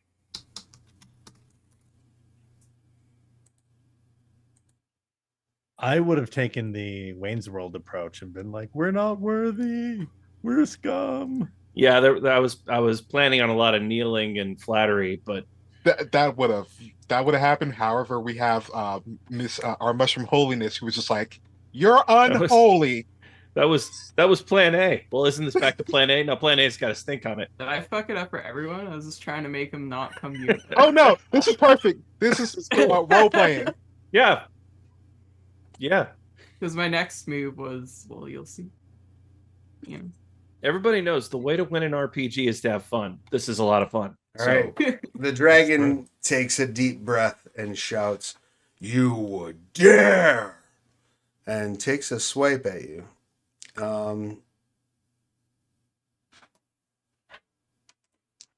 With his bust-sized claw.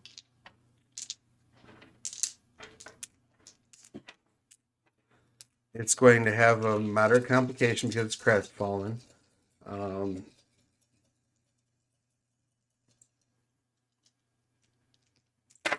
But it does have a +1 enhancement to close combat, and it's got 2 power advantage. So 1, 2, 3, 4. It's 7 on the dice. It's 5 after resolving the complication. 6 with the benefit or with the enhancement. 7, 8, 9, 10 total. So Savo, if you could go ahead and give me a defensive roll, please.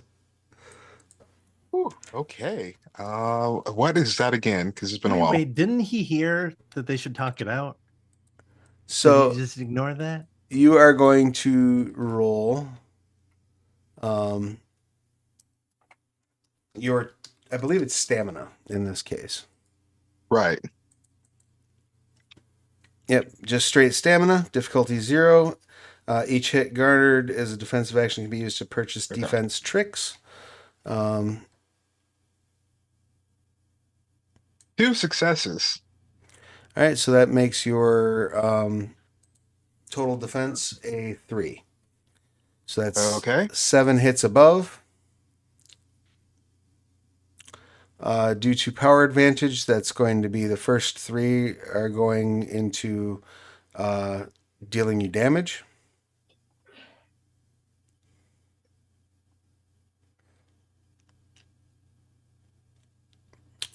Okay. The next hit is going to be to shove you back a range band.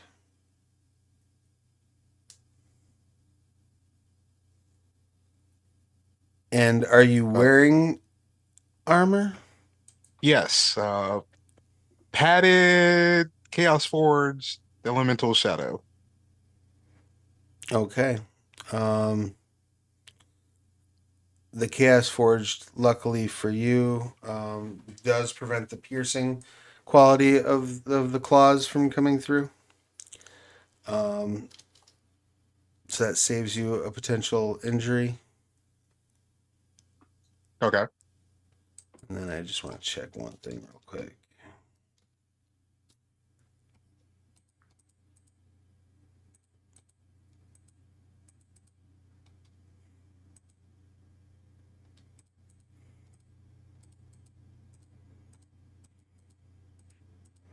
Forgive me as I dig through.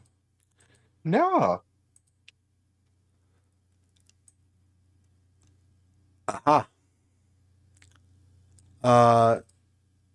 Never mind what I said. You take you don't take any injury levels because you take an aggravated wound.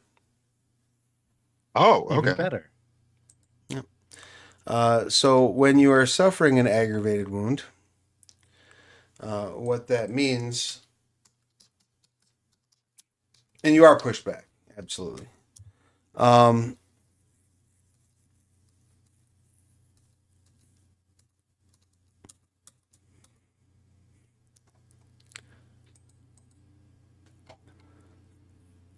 You have grievous wounds that put you on death's door. If you fail an action while under the effects of the status effect, you immediately drop to near death.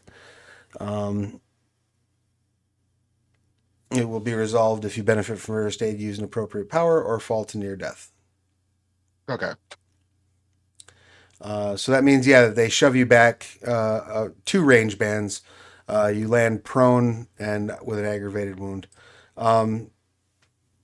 Straferia, you see as he like reaches out, the dragon doesn't like slam like you would expect. He like backhands Savo and just catches him with like the claw of his middle finger, like up under Savo's chin. And you see Savo's face, which is in and of itself a new thing because you took off the mask, right? Yeah. And you barely have a chance to register the actual features of Savo's face before the jaw is split in two and opened like this as he flies backward, and slides Well, that's across just the ground. Savo's mouth. Oh yeah, he's got predator mouth. He does have predator Like face. the blade vampires. Yeah, the Those like I can't- altered ones. like Reavers or Reapers or something. yeah. Yeah, I can't remember. I thought those were cool. Yeah. M is going to try to. I thought you were gonna say, and another mask just flies off. So did I. Masks all the way down. It's masked all the way down. M is going to try terribly to rip open a chaos portal to pull Savo to her, and she absolutely just biffs it, fails fucking miserably. Let's see what terrible thing happens to her when she tries that. Oh no.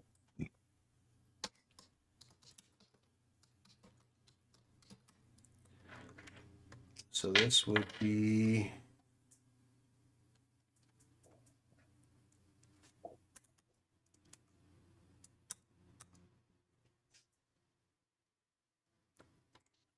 a moderate chaotic retaliation.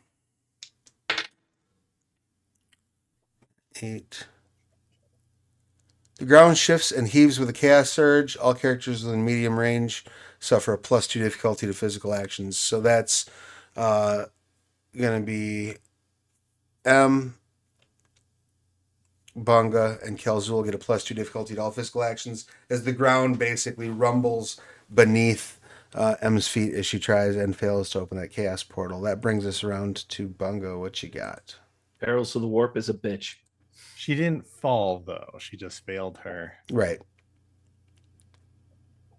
Okay. You saw her like spin, like she tried to do a sling ring thing while she was running, but it sputtered, spit, some green shit flew out of the side of it, and then the ground started shaking. Well, Doctor Strange is usually standing still when he's doing that. Yeah, that true. stuff.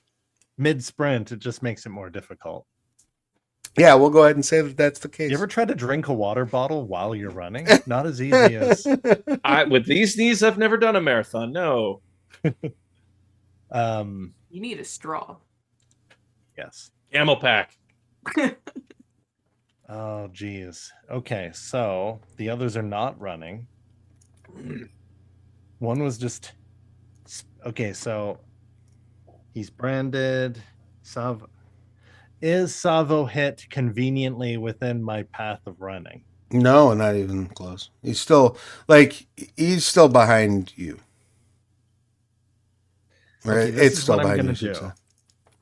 I'm gonna push Calzul and M, putting them upright and pushing them towards the.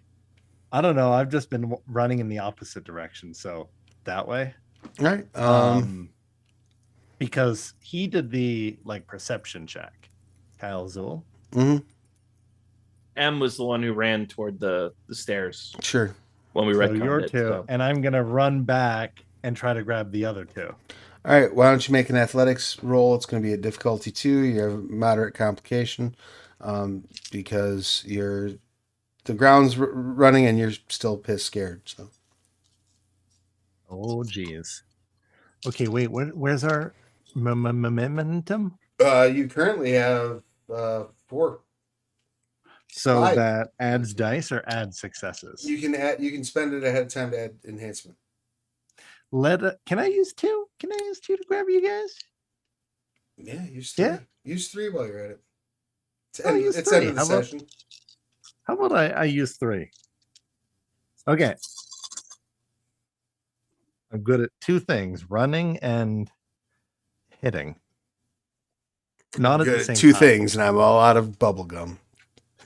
I'm good at 2 things, and I'm all out of bubble gum. I don't know what that is. 1, 2, 3. Man, Plus I'm good at the 2 momentum. things. This is neither of them. So 6 successes, that's enough to overcome. That's enough to beat the difficulty. And that's enough to get a shove stunt on both of them. You shove Kilzul and M. They trip forward and basically land at the base of this stairway. You turn. That's about as far as you get. Is you do that and then you turn. Kilzul. I assume that there's lots of dead people around here, right? Bones and There whatnot? are. Depends how neat they are. You and M land Wait, like remains don't last, right? prone, basically. Oh yeah, that's right. Yeah, remains. Generally speaking, remains don't hang around. So Sure, but ghosts do. Ghosts do. There's probably a few of those around the dragon, but you and M land on your hands and knees on this ruby staircase, and as you look up, you can see a human and a Darv, both of them in like piecemeal armor, but the armor itself is encrusted in rubies. Oh shit. And they say, intruders, surrender. Great. This got worse. What would you like to do? I'm going to speak in the spirit tongues. And I'm going to try to use patron or something to whip the ghosts into helping us. Okay. Wait, we can surrender? What are you doing? The ghosts are like, you should probably surrender. Ooh. I'm the ghost of Christmas yet to come. What did you want to? So you basically just going to try to persuade them to help you. Go ahead and give me a. Yeah, let's just do like a straight up leadership presence. Can I do persuasion? Sure, yeah. Okay. That'd be fun. Yeah. That's. Please be with me. Oh, dice. Oh, Remember, you do have the dice. complication due to being terrified. 2 10s and an 8. Nice. That will overcome your complication. Holy hell. That will do so. The spirits of the dead begin to manifest on either side of you and M, but that's about as far as they can get this turn. That then will bring us down to Straferia. What would you like to do?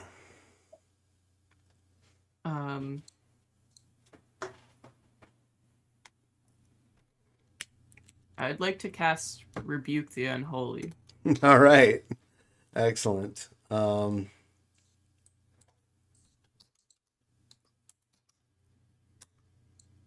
It's persuasion and presence.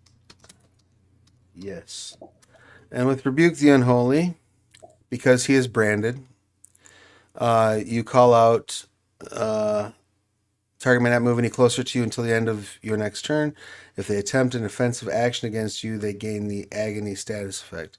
If forced to move closer, they're pushed. They suffer an injury per range band, and you can use additional tricks on it. So this is going to be your presence persuasion. Let me check something real quick about terrified.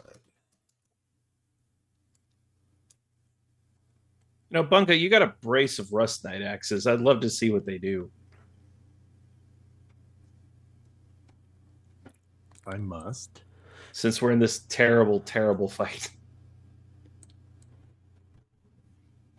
All I right. thought we were gonna talk it out, and here you So are did I. branding them, fighting them, I trying to got spook something to them. say.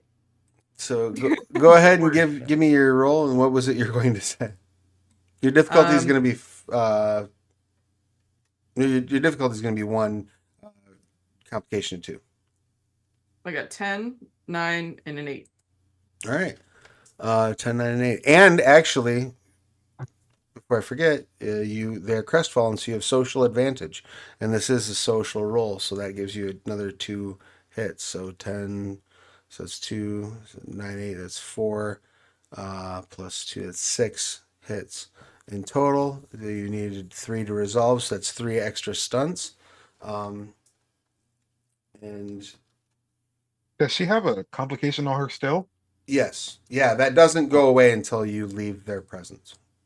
Exploit witness. I'm going to activate it so she can ignore a single complication up to moderate level. Awesome. So then we're at 4. And what was the name of the part? Run the power's name by me one more time.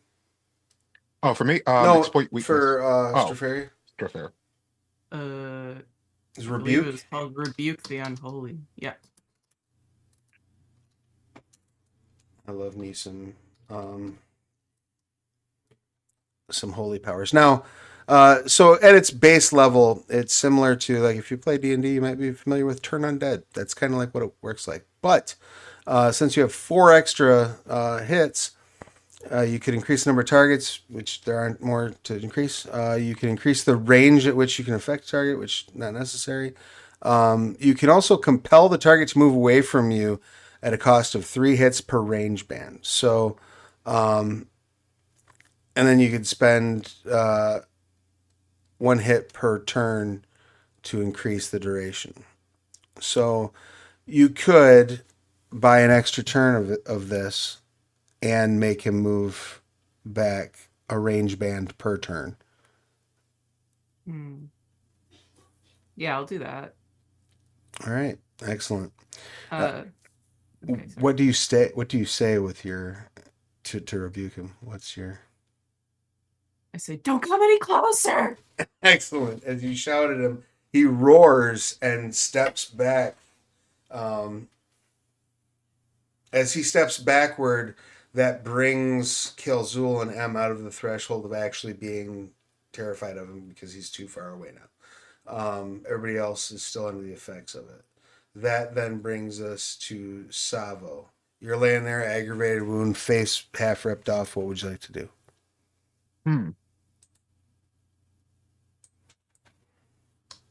I think he's thinking, okay, I think Storfaria got this. I think he just kind of plays dead almost.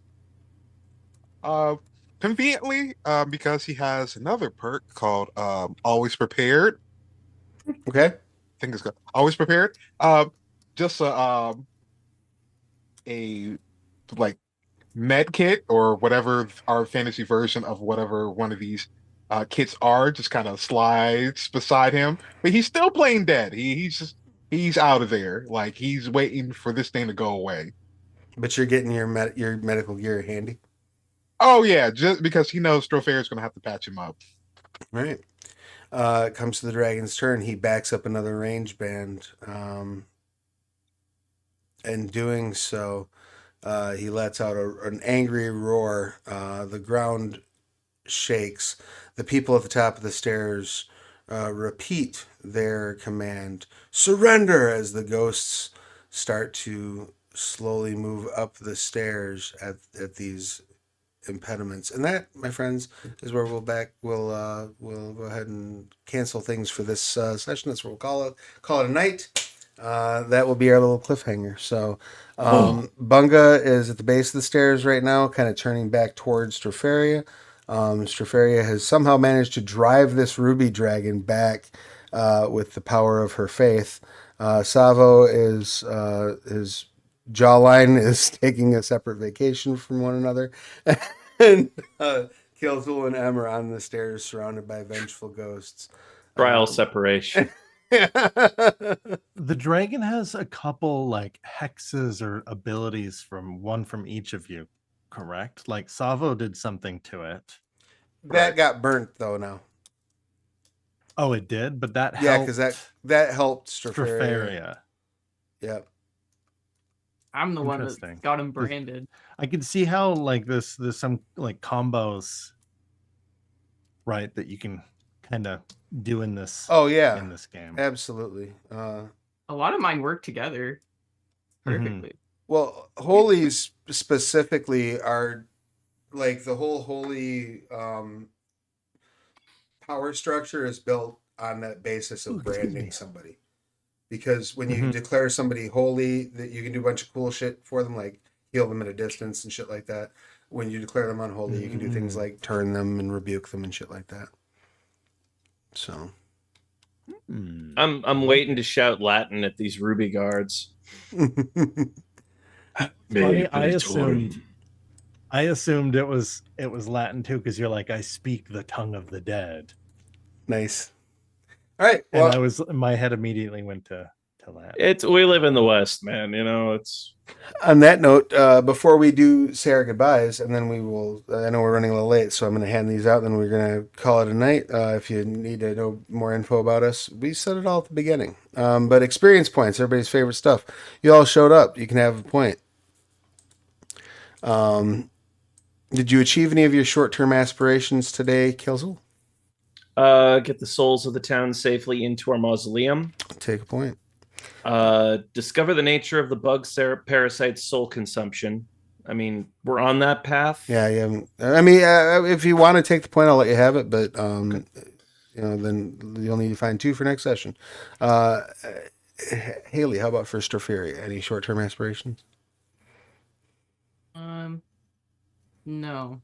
All right. But I don't have a party one. Do we have a new one? What's the current party aspiration? Should we make it improve the reputation of Gelphim's Rest? I think that probably works, yeah. So I thought your last one was to kill the bug, which you did. So you actually should get 3 points from the last party aspiration getting fulfilled, Stropharia. Because that's how I roll. Improve the... What was the new party one? Improve the reputation of Gelphim's Rest. Yep. So no short terms for Stropharia. What about for Bunga? Any short term aspirations? Eat something new.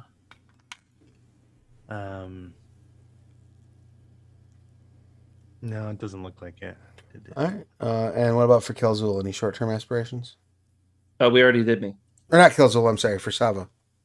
No. All right. Any long-term aspirations for anyone? No. All right. And you did spend half the momentum, so you can all have 1 point for that. That, my friends, is us. Hate to run game and run, but I have to be back here in less than 12 hours to run some Exalted Essence. So I will see you all then. Thank you all so much for playing. Make sure you go back to the top of the video and follow everybody and do the things and listen to the stuff and support the works. And take care of yourselves and each other, and we will see you again real soon. Bye, everybody.